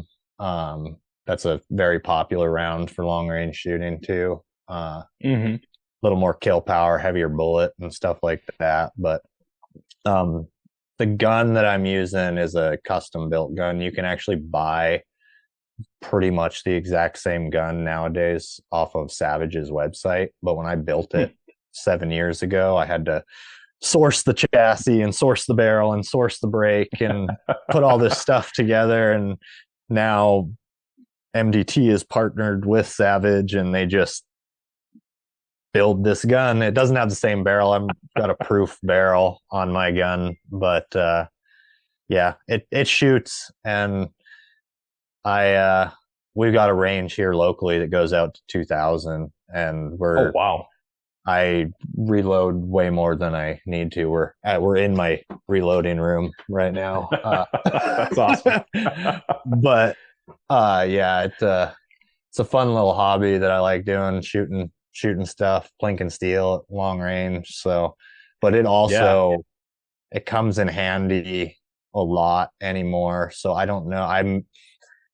When I was younger, I don't know how many animals I missed not hunting with a rangefinder and just kind of throwing a bullet and being making a correction sort of a thing, and then you're shooting at one, a moving animal probably, or Yep. two, depending on the kick of the gun, it's like you never even saw where that bullet went and you have no freaking idea. So as soon as I got into like hunting again in my earlier 20s, I was like, I'm gonna do this, and I'm gonna freaking shoot stuff from a long ways away. And like Yeah. I had a dream as a young kid to freaking go into the Marines and be a sniper, and I failed out of MEPS, so I never got that opportunity. But looking back on it, that was a huge blessing, not a curse sort of a thing. But For sure. yeah, so I dove into it pretty heavily, and I shoot 2 or 3 times a week sort of a thing, or try to. And yeah, I big fan of long range shooting and a big fan of the 270 WSM. So, Yeah, heck yeah, dude. That's awesome. I know some guys that have them actually, but the hunting buddy I was telling you about, it's like a $170 soaking wet. That's his gun of choice, is a 270 WSM, and that was the first time I'd actually, I think, heard about it or really paid attention. And he had an event where he was black bear hunting. I was going to go with him. I had something to do for work, and so I was like, oh man, I'm not going to be able to go for like another hour past when he wanted to leave. So anyway, he went out by himself over on the front range there. And yeah, long story short, he thought he was hunting a black bear, just a giant one. Watches this grizzly come in, he thought he was hunting a giant black bear, just like you said, kind of had the hump and doing all the things, but it was jet black. And so he's like, yeah, that can't be a grizzly. I've never seen a jet black grizzly.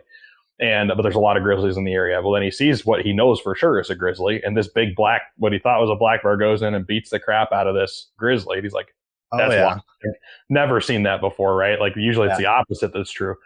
So this whole thing plays out. The grizzly that got beat up ends up disappearing. Well, it shows up, finds him, and decides it's going to make its way down to him and not stop. And he gave it all the warnings and stuff. And eventually he was forced to shoot it, but he shot once, and it spun it around.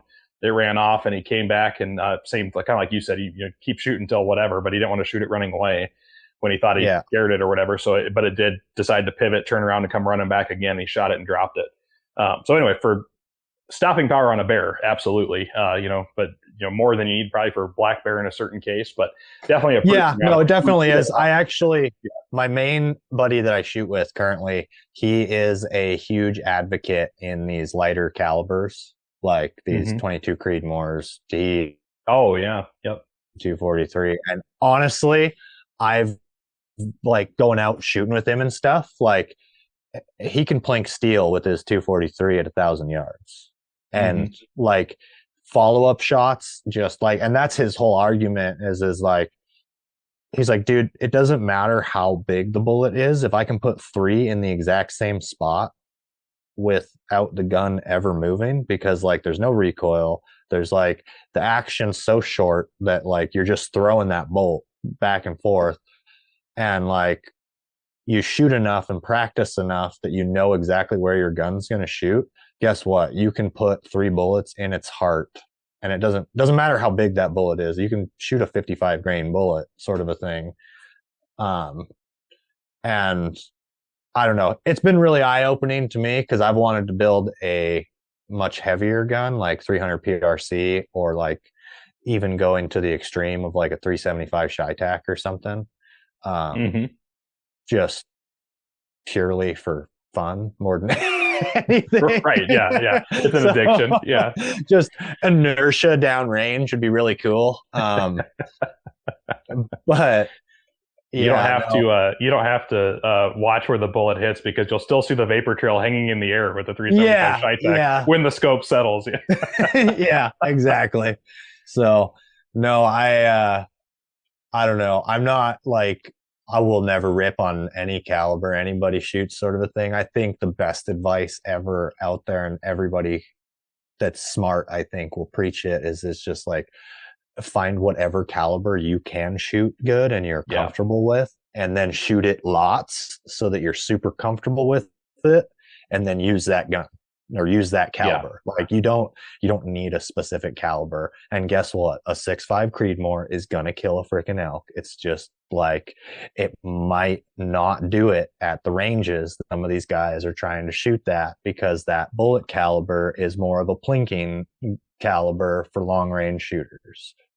Like it's just Right. a reality. So it's like, do your research, figure out which bullet or caliber or whatever is going to do what you think it should do for whatever you're hunting, and then shoot that gun. So yeah, and shoot it a lot. That's it. Just get the practice, get the reps over and over and over and over and over again. And then what I like that you said in your story there is you said you had a threshold that you had marked out already. You're like, if that bear gets to X, and you said 500 yards, at that point I'm going to make my shot. So what is it about 500 yards? Is that a self-imposed limitation? Is that something? So going on this caliber rabbit hole, like for me, I dial all my stuff. I've got a 6.5 PRC that I'm kind of obsessed with right now, but it's my plinking gun. I've shot a mile with it. Like I love shooting it for all the reasons you just said. I can shoot it over and over. I can burn ammo. I can, all the stuff. Anybody that comes to the house that wants to go shooting with me, they can shoot it comfortably. And I know it packs roughly 270-ish type power if, for applicable hunting purposes, but I still set my threshold based off of energy. Is like the 6.5 PRC is phenomenal. Like it really is the best out of all the 6.5 lineup for sure. Well, and I set it for I use the GeoBallistics app, and on there you can set your energy threshold, your velocity threshold, and some other stuff. So then this is where the research comes in, like you said. So get comfortable shooting it, put those bullets in a quarter size group over and over and over. But then you need to know, like at certain speeds or at certain energy profiles, that's what is the science of the bullet, is how the bullet's going to perform on impact. And really that's what kills the animal. So for me, it's like go ahead. Yeah. Well, there's a lot of like guys out there with like tons of crazy good information about stuff. Philip Vallejo, he's one that I watched like all of his videos. He's an ex-SEAL sniper. Really freaking knowledgeable dude. But he I can't even remember what I was going to say now with what you were just saying. I had a big old brain fart because I got a text message. Oh, no worries. My question was, you set your line at 500, or that's in the story you had a line that was 500. So I was going to step into like the load development and like figuring out like what you were saying, like using those apps and stuff. And it's like, I've got a buddy, I don't pay for it just because I'm cheap on those sorts of things, but I got a buddy that pays for the Applied Ballistics app, and it's just like he runs through every load that we've developed for like any caliber or whatever. He'll run through that app, and it's like a pretty pricey app, but through that app you can run like these simulations of various bullets and powders and like all these different stuff, humidity densities. Like you can get really, really, really freaking particular with the information that you're putting in there. And we will literally develop loads for guns doing that and never shoot a bullet. That's awesome. Oh, so wow. we'll run through like 4 different powder selections with one bullet sort of a thing, and pump it through all of these different variations and simulations or whatever, and then at different yardages, and it gives you all your hit percentage probabilities based off that bullet's BC, and like it's pretty accurate as far as like when you're trying to figure out like when you are getting into the reloading side of things and you're like, oh, will this bullet work with this powder sort of a thing? And instead of loading 5 at 5 different grain variances, you can just enter all that data into an app and it'll spit you out. This one will hit 47% at 500 yards. This one hits 53% at 500 yards. This one hits 57% at 500 yards, just based off of the ballistics of the bullets and the feet per second that powder variance is going to be pushing out, sort of a thing. And so that's what we use to develop all of our loads moving forward. And then we go out and test stuff and be like, yeah, this is actually, the app said this one would do this, and hey, it does. It frickin' is spot on, like no need to mess with anything. But it takes a whole bunch of the learning curve out of the reloading side of things to be able to get into it. That's for sure. That's awesome. And then, so for you, like with is it your specific load? You're just saying, okay, at 500, that load I know is going to do the job it needs to do, or is that more of like a Yeah, self-imposed limitation it's of just a distance? self-imposed limitation. Like I can literally go out and shoot 1,000 yards and go 9 for 10 on steel. Like I have shot at animals this last year, and I freaking hit a mule deer bad this last year, and it was right at 1,000 yards.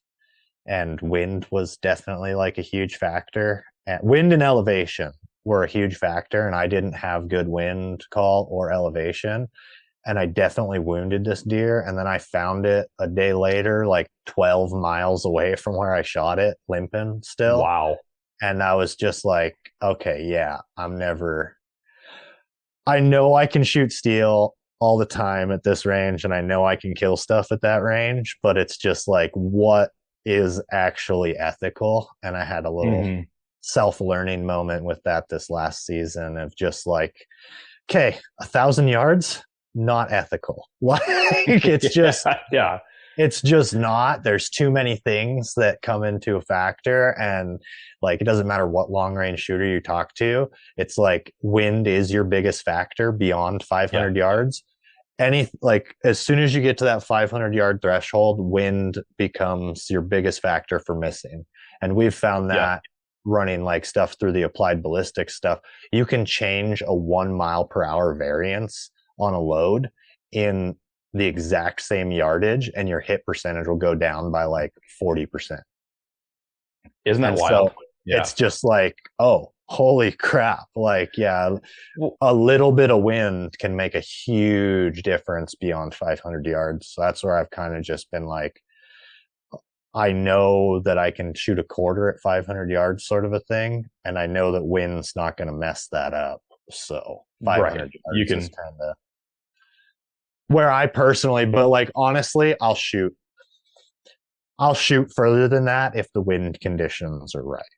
So right, exactly. You're taking into the factor that, and that's kind of what the limit I've set for myself after I went to a couple long range shooting schools and kind of did all that. And then, the first thing they ask you at the school that I went to, two different versions of, they ask, when everybody, they get there, you introduce yourself and say, what range day one do you feel confident at? And I remember my answer was 200 yards the first time I went. And this is talking with full, modern calibers and everything else. I'd set that bar in my head at 200 yards. But in Montana, the first couple of years I was there, I shot further than I'd ever shot in my life. And I think I shot 170 yards, 205 was my wife's shot. I had a 210-yard shot and a 190-yard shot on different deer and stuff.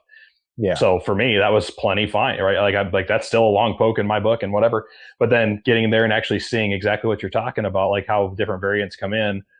Once you you understand that you are going to do the same thing over and over and over again, and that gun is capable of all the stuff and get out way past what you're comfortable shooting. Yeah. It's like you start saying in your head, okay, but like you said, based off wind, the threshold I set for myself was like 400 or 450. I would feel confident probably out to 6, but 100% it's going to be wind dependent. And then it's if it's windy, that threshold starts coming in. And I've seen it like it was a 215-yard shot on a mule deer that I took, and that wind, the first time I really got to see the effects of wind on a bullet, and it was only 215 yards. But I had a 6.5 by 300 Weatherby, so screaming fast 6.5, and I was sitting across the river. These deer were just in the timber on the other side of the river. Buck stood up. He was kind of quartering to me, so I put it right on his front shoulder, thinking no problem, this guy's going to buckle. And I shoot, and he mule kicks. So I'm like, okay, just not the reaction I thought I was going to get. I heard the bullet hit, but that wind was blowing perfect 90 degrees through this river bottom, just screaming. I knew it was windy, but I'm thinking it's 200 yards. That doesn't matter. Yeah, it's not going to affect it. Yeah, it runs off the whole group. Montana river bottoms, 100 deer take off running out of there, right? So I kind of lose him in the mix. Cross the river, get over there, start looking for blood, can't find anything. And I'm like, gosh, I know I hit that deer. Anyway, I start just creeping along like at the direction he kind of went, and I look up and he stands up. He was about 40, 50 yards, but he jumped up, and I was like, no way. So I shot again. He kind of did this pinwheel thing, took off, stopped, shot again, dropped him. And I was like, okay. So I go up there. That first shot from his shoulder, I think it was 8 inches of 8 inches back into his hind quarter. Now, there is a chance I pulled, but I was laying prone, bipod the whole nine, shot that shot 100 times at the range. There's no reason I should have put that bullet that far back, more in like liver gut scenario on that first shot. But the wind blowing at probably 30, 40 miles an hour right through that river bottom, I think it did. I think it was enough to drift it through just that 8 inches. Environmental factors that came into play. And it's just like, it doesn't matter. You can do everything perfect. And then Mother Nature can be like, haha, no, you didn't. Right. So exactly. Like, it's I don't know. It seems like, and yeah, every single person is different as far as like what they're going to deem as like their ethical range. Like, I know guys that definitely won't shoot at anything past 200 yards. And then I know guys that, given the opportunity, will probably shoot at something at like 1,500 yards. But like, it's like, it to each their own. And like, whatever you can go to sleep at night and feel comfortable with, then go for it. But it's like, I know I felt sick to my stomach after I shot that mule deer way further than I should have, just because I was like, walking up to where I could get to, I was like, as soon as I get to 1,000 yards, I could have easily gotten to 400 yards on that deer. Easy. Right. Yeah. But I just had it in my brain. It was just like, as soon as I get to 1,000 yards, that's all I got to do. 1,000 yards. And I got to that 997. And I was just like, okay, laying down here. Like, and you set the goal, and you're confident in your skills and your ability. But yeah, that was kind of the reason I set my threshold, and the reason for the question was, I think mine would, now that I've had a lot of time here in Texas to practice over and over and over at 500, I know I can. One of the partners of the show is Dead Nuts Outdoors 2D targets, and they're like life-size animals. So it doesn't matter if I put a black bear, a pronghorn, a mule deer, and a full-size elk, whatever it is. I put my 8-inch steel behind it, and I can ring through the vitals 100% of the time at 500 yards. Wind conditions are they're not irrelevant, but I know based off the winds that I can read in that spot, and it's windy here in central Texas. Kind of like Montana, you get a lot of days with 20 mile an hour winds, and the angles always vary. And then you got berms that's the other thing in Montana. You're shooting across a valley, the wind can be doing 3 different things between you and that, animal. Yeah, even 5 that Ewan's bullet, and that bullet's literally getting updraft. It's getting downdraft through a saddle coming at it. And then like you've got elevation coming into play and the angle of shot. And it's just like all of it, dude. It's like the ultimate, trigonometry. Yeah, you can get really, really nerdy with it. That's for sure. You can sit there and really like, I don't know. I still haven't bought a Kestrel, but that's definitely probably the next thing on my list. I've been trying to learn how to read wind without it, but like when the difference from 15 to 30 and what happens to the bullet in between there is like so crazy that like you go from like, a mill's worth of movement with like 15 miles an hour wind to potentially 6 mils worth of movement with like, and it's just like, all we did was just double it. Like, how come we don't like, how come it's only a mil 15 sort of a thing? And now it's like, oh crap, like from 25 to 30, I need to dial 1.5 mils sort of a thing. Like, it is crazy, dude. Yeah, no, it's the whole shooting thing, man.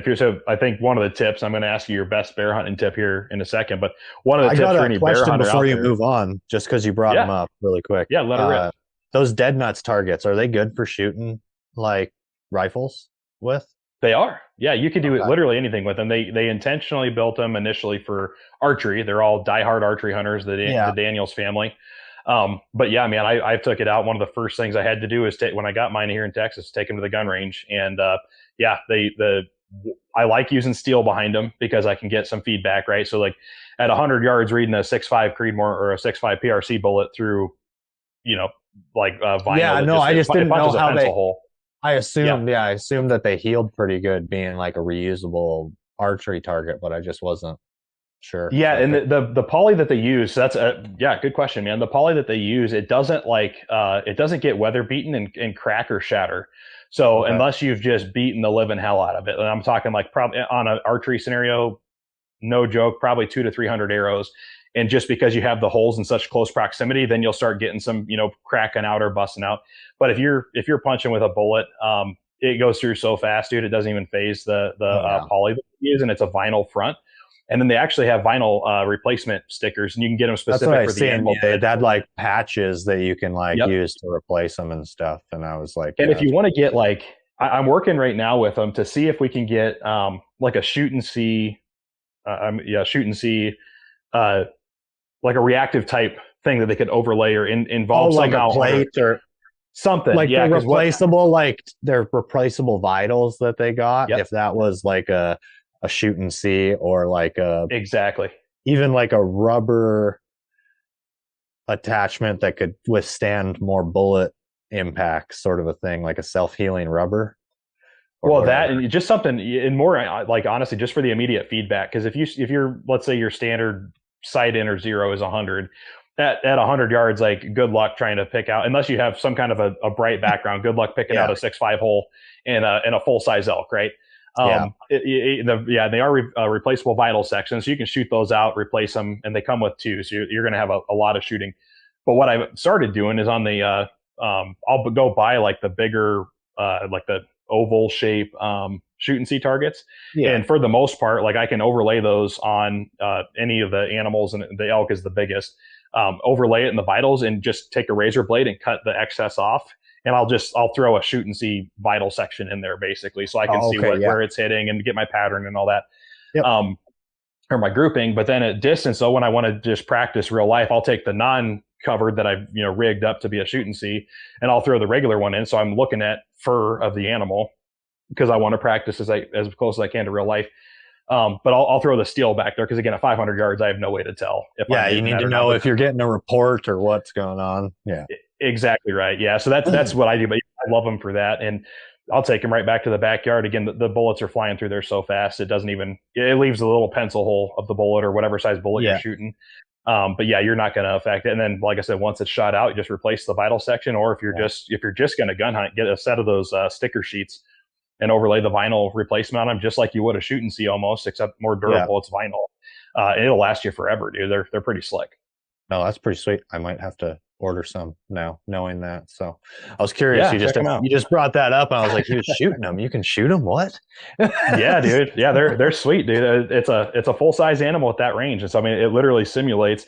And the cool thing too is they've got broadside obviously on all the animals, but then the whole reason they built them was to teach their kids all like the real life looks you're going to get in the field. So they have quartering away on the elk. They have a frontal elk even.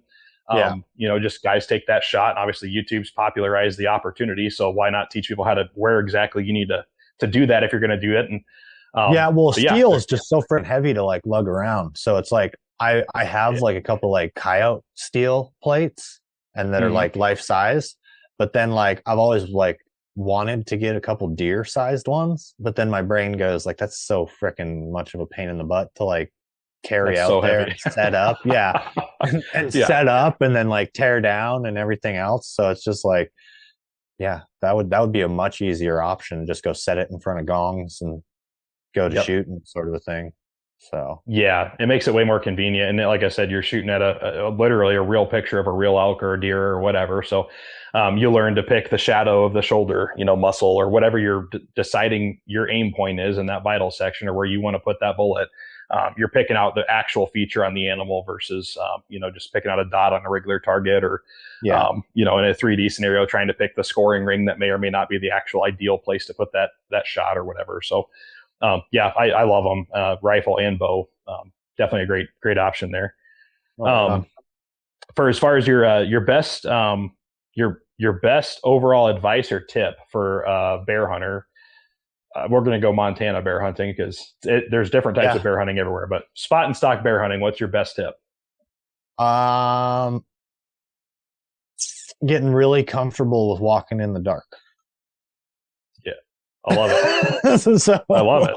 Getting really comfortable with walking in the dark because you need to be able to sit on your glassing knob until you literally cannot see out of your binoculars. Because I do not know how many bears I have seen in the last 20 minutes of daylight, and especially big bears. They they're nocturnal animals and they will not step out or do anything. They got big for a reason, and it's not from walking around in the daytime. So 100%. I love that advice, dude. That's funny. They had, when we first got to Malmstrom, Great Falls there, they had a bear hunting seminar you could go do on base. And so, of course, I went to it. And that was the thing that the guy teaching the class said. His number one piece of advice was you have to get really comfortable with the boogeyman. And everybody kind of like looks around like, what? Yeah. And he goes, you're going to spend more time hiking in and out in the dark than you are actually going to be hunting the bear. And he goes, it's exactly what you just said. He goes, you'll see more bears in that last 5 minutes of time you have to try to figure out how you're going to shoot it than anything else. That's awesome. Yeah. And it's like, make sure you're picking glassing knobs that you can make a shot off of too. Cause I also don't know how many times you're sitting on a glassing knob, but you're still like that 1,500 yard range away from like what you're looking at. And so like, even when something walks out, it's like not a case of, if that's the only play that you've got is to try to be able to see it and then make a play on it the next day, then go for it. But it's like, I don't know how many times we sat there and been like, nobody's ever taken a range, or we're thinking where something's going to walk out 600 yards below us in the bottom, and then something shows up at 1,600 yards and you're like, well, crap. There he is. Yeah. That's cool. Yeah. Yeah. It's like we should have walked up that road another half mile and made sure that we could have shot anywhere on that hillside instead of this sort of a thing. So, but for sure. And take naps. Naps are good. So take midday naps. Midday naps in the backcountry are good. So heck yeah. I think midday naps anywhere hunting are good, man. I think you sleep. Some of the most peaceful sleep you'll ever have is when that wind's blowing and the sun lulls you to sleep, man. Yeah. That's awesome, dude. Well, then I love it. And one of the question I ask every single Prayin and Slayin guest that comes on, man, to wrap things up is tell us something good. So tell us something that you feel like the world needs to hear more of from Kade Davis to be a better place. Oh boy. Oh, I gotta know who sings it exactly, because I got a good one here. But everybody needs to go listen to Humble and Kind by Tim McGraw. Mm-hmm. And just listen to the words for real. Listen to every single word and then just apply that to your life. So I love it. I could sit here and read the lyrics off to you, but I think most people can go search and listen to a good song for themselves. So, but yeah, 100%.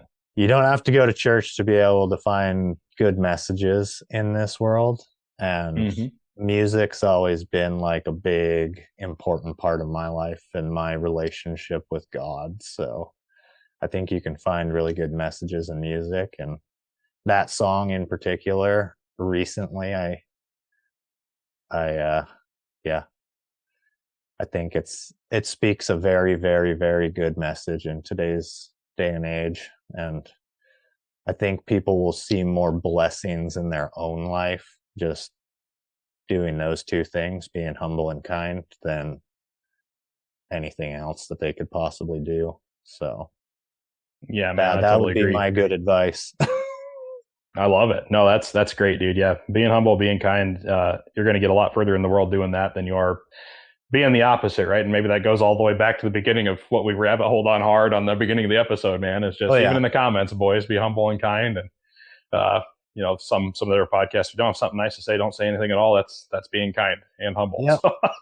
So, that's a huge lesson. I don't know how many times I've had to learn that lesson of like biting your tongue really, really, really hard, because it's just like nothing I have to say in this scenario is going to lead to anything good. So let's just keep our mouths shut and move on, sort of a thing. Let's roll by it, baby. Let it be water off your back, 100%. And dude, I love that. That's great. And I'll try to link to the YouTube version of that song in the show notes too. That way people can just click on it there and go find it. And I know the exact song. As soon as you said it, I'm like, I bet it's Tim McGraw. And then you pulled it up. I was like, there's another one. No, I love that song. I was pretty sure it was Tim McGraw. I just didn't want to give somebody else credit that didn't deserve it. So 100%. No, it's a great song. Amazing message. And yeah, I couldn't agree more. But dude, Kade, I kept you for the full 2 hours, brother. And I sure appreciate you coming on and sharing an awesome bear hunting adventure with us and getting to know you, and just some awesome conversation around the ins and outs of Montana hunting and ins and outs of being humble and kind when you're talking to hunters. And we're all the same. We all come from the same boat. We're all chasing that same dream and passion, man. We all want to be more successful in the field and have some awesome adventures that we can tell to our kids and grandkids or brothers, sisters, friends, whoever at one day, right? That's what it's all about. So I do want to plug one thing. I have to do this. So you said you're from Canada. Yeah. I could hear the accent.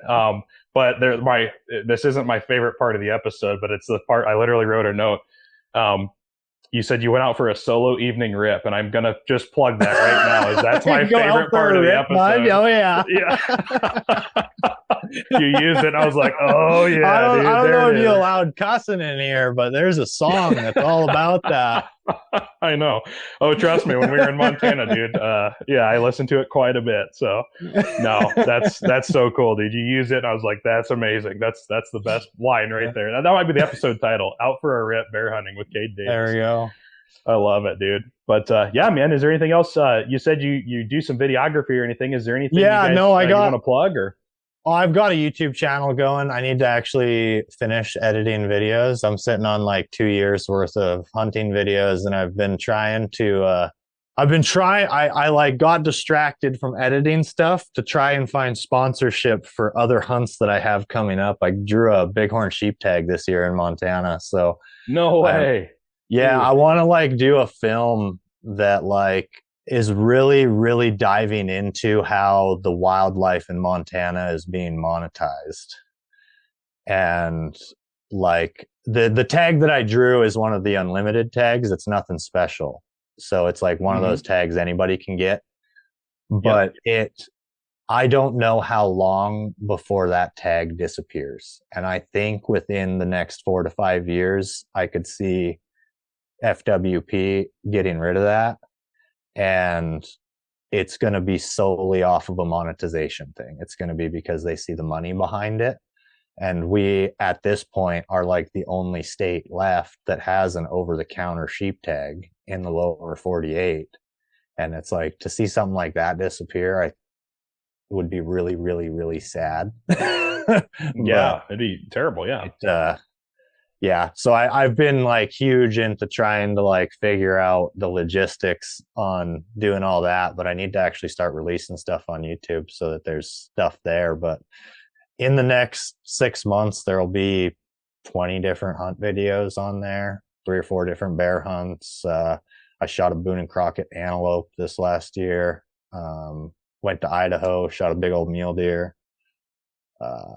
Yeah, there's quite a few, and yeah, just trying to get into the dabbling of storytelling and that sort of a thing, and learning a lot along the way as far as the filmmaking side of things goes, and how much B-roll is required to have quality videos. Yeah, man, it 100% depends on what you want your final product to be, man. But yeah, keeping up on the storytelling train, a lot of those ones are a lot of B-roll heavy, like you said. Yeah, that's a fact. You are like, I've noticed, like I can't even watch things like ethically anymore, because I'll watch like a meat eater video and I'll be like, they had 97 clips in that last 45 seconds. Yep. I'm like, what the heck? Like, I don't even know. Like, how do you even go about acquiring that much freaking footage? I'm like, they film 24/7, and they have somebody's job whose only job it is to edit and probably organize all those files, right? So they probably just, and how they do it without AI involved, honestly, is kind of wild to me. Like, just the raw amount of video hours that they have, that they can pick the perfect thing. That something that, honestly, dude, it probably happened in 3 other hunts ago or something, right? But like, that's just it. And that's what I'm learning, is it's just like, you go freaking fly your drone around 4 or 5 times, you go do like this, that, or the other thing, and it's like, there's so many like 2 or 3 second clips that you can compile and use in different like locations and stuff. But it's like, you need to have that footage. It needs to exist. It needs to be there. And it's just like, you'll be I've sat down, I've been editing one bear video from my buddy's hunt 2 years ago now, but I only started it like probably 4 months ago. And I got to a point where I was just like, I need probably 20 more minutes worth of B-roll in order to make this what I want it to be. Like, I gotta go film stuff. Like, Yeah. I gotta go get this shot for this line of the story and get this shot for this line of the story. And then, like, I don't know, listen to so many podcasts and stuff and all these other filmmakers and stuff. They like talk about it like, yeah, you need to write a script and you need to go out, and the first 2 days of the hunt, that's all you do is you fill all your script shots. And so you get freaking B-roll, hours and hours of B-roll in those first like 48 hours. And then, okay, now let's go hunting. Now let's hunt. Yeah. Now we can make a video out of this. Find something and we can make a video out of this, sort of a thing. And it's like, I'm doing it the opposite way, where I have all the hunt. I've got the kill. Exactly. I've got the everything. And it's like, 100%. Now let's go get the B-roll. So, but yeah, no, Scapegoat Outdoors is my YouTube handle. And you can find me at Scapegoat Outdoors on Instagram. And yeah, I've got a couple products launching, one just being a fire starter, but we're just trying to find a way to fund adventures with the family, sort of a thing, is the whole idea behind the fire starter. So I love it. What do you have a name for that? It's the bee's knees is what we're calling it. And love it. It's a proprietary blend, nothing special, just like your pyro putty sort of a thing, but ours actually lights with a flint, not to rip on them or anything, but that seems to be a common thing that people don't like about theirs. Awesome. Yeah. So that will be on our website and available in a couple other places. Working it out with Murdoch's right now to be, heck yeah, dude, there you go, in their storefront. So you guys will be able to find it there if you're familiar with Murdoch's. But yeah. So that's my current little venture I have going on. But I love that, dude. That's huge, man. Yeah, getting it off the ground and then being in Murdoch's, what a great way to get that across the country too. That's sick. And then your construction business. Do you want to plug that? Dreammaker Builders is my construction business. I operate out of Whitefish, Kalispell area. And yeah, if you need fancy work done, or you like making people sign NDAs to do construction work, I'm your guy. So. I love it, dude. Just to make sure we're clear, Dream Acre or Dream Maker? Dream Maker. Maker, okay. Yeah. Perfect. Awesome. Yeah. Dream Maker Construction. Dreammaker Builders. Builders, my bad. Yeah. No, you're good. It pays the bills, so that's all I can really say. It pays the bills. It funds the fire starter. I don't know. Construction. Your passion. Yeah, something like that. It fires me to want us to be in the woods for longer. That's for sure. 100%, man. That's so cool, dude. Well, you're a busy man, and I fully understand why, with all that other stuff going on, and why you got a tough time getting that video edited. I'm sitting on multiple seasons of all these cool videos too, and I'm same way, man. It's just like finding the time to edit is the hardest thing in the world. Once you get it on.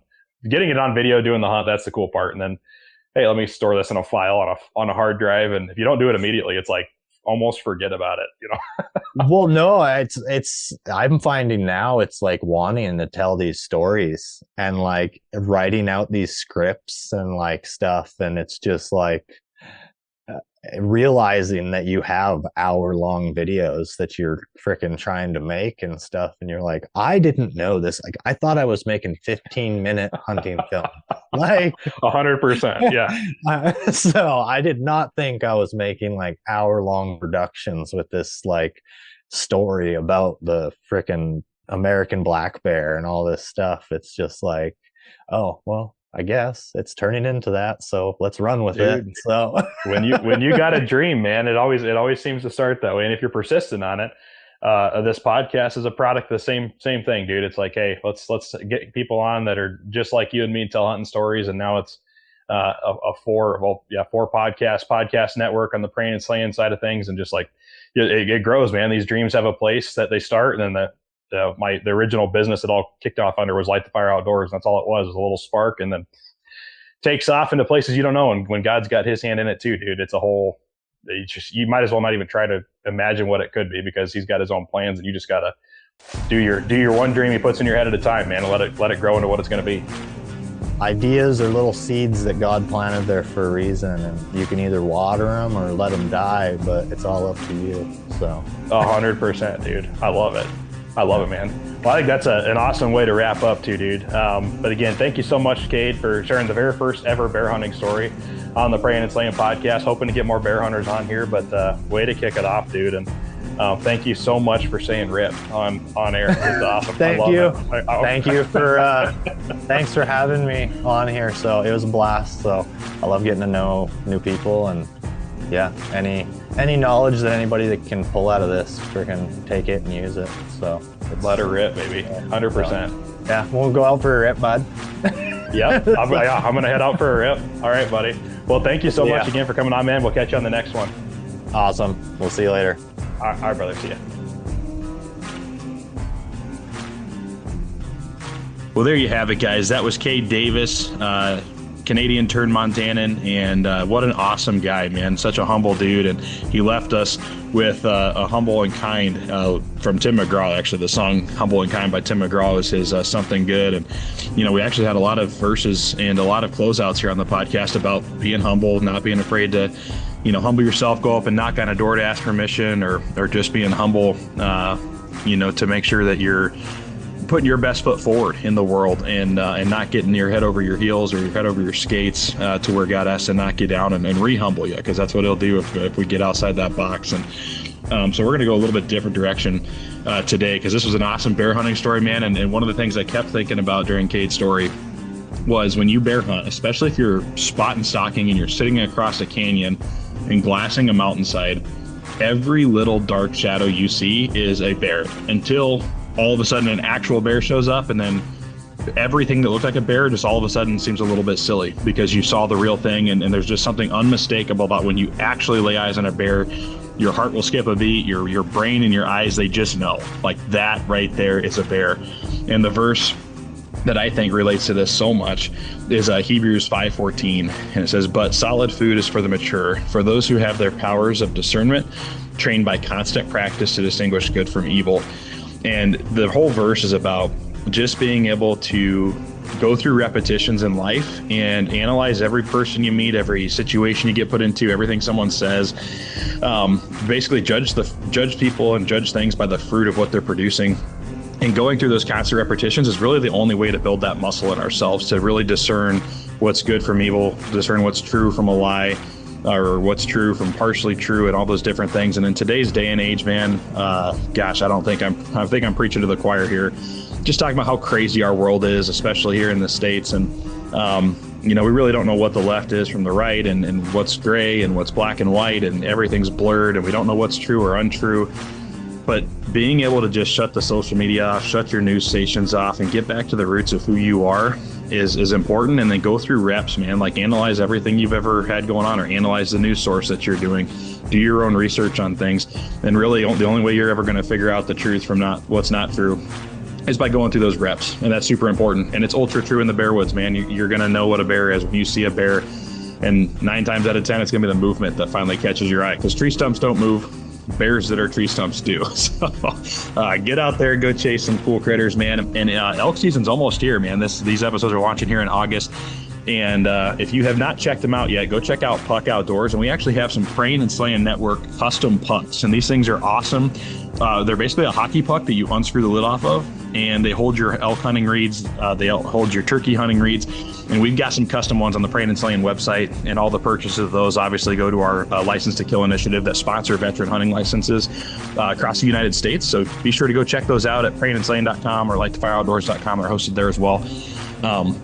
And yeah, get your reeds protected, man. If you're heading out west this fall, make sure you've got your reeds protected with a puck, and a custom puck from Prayin and Slayin is an awesome way to do that.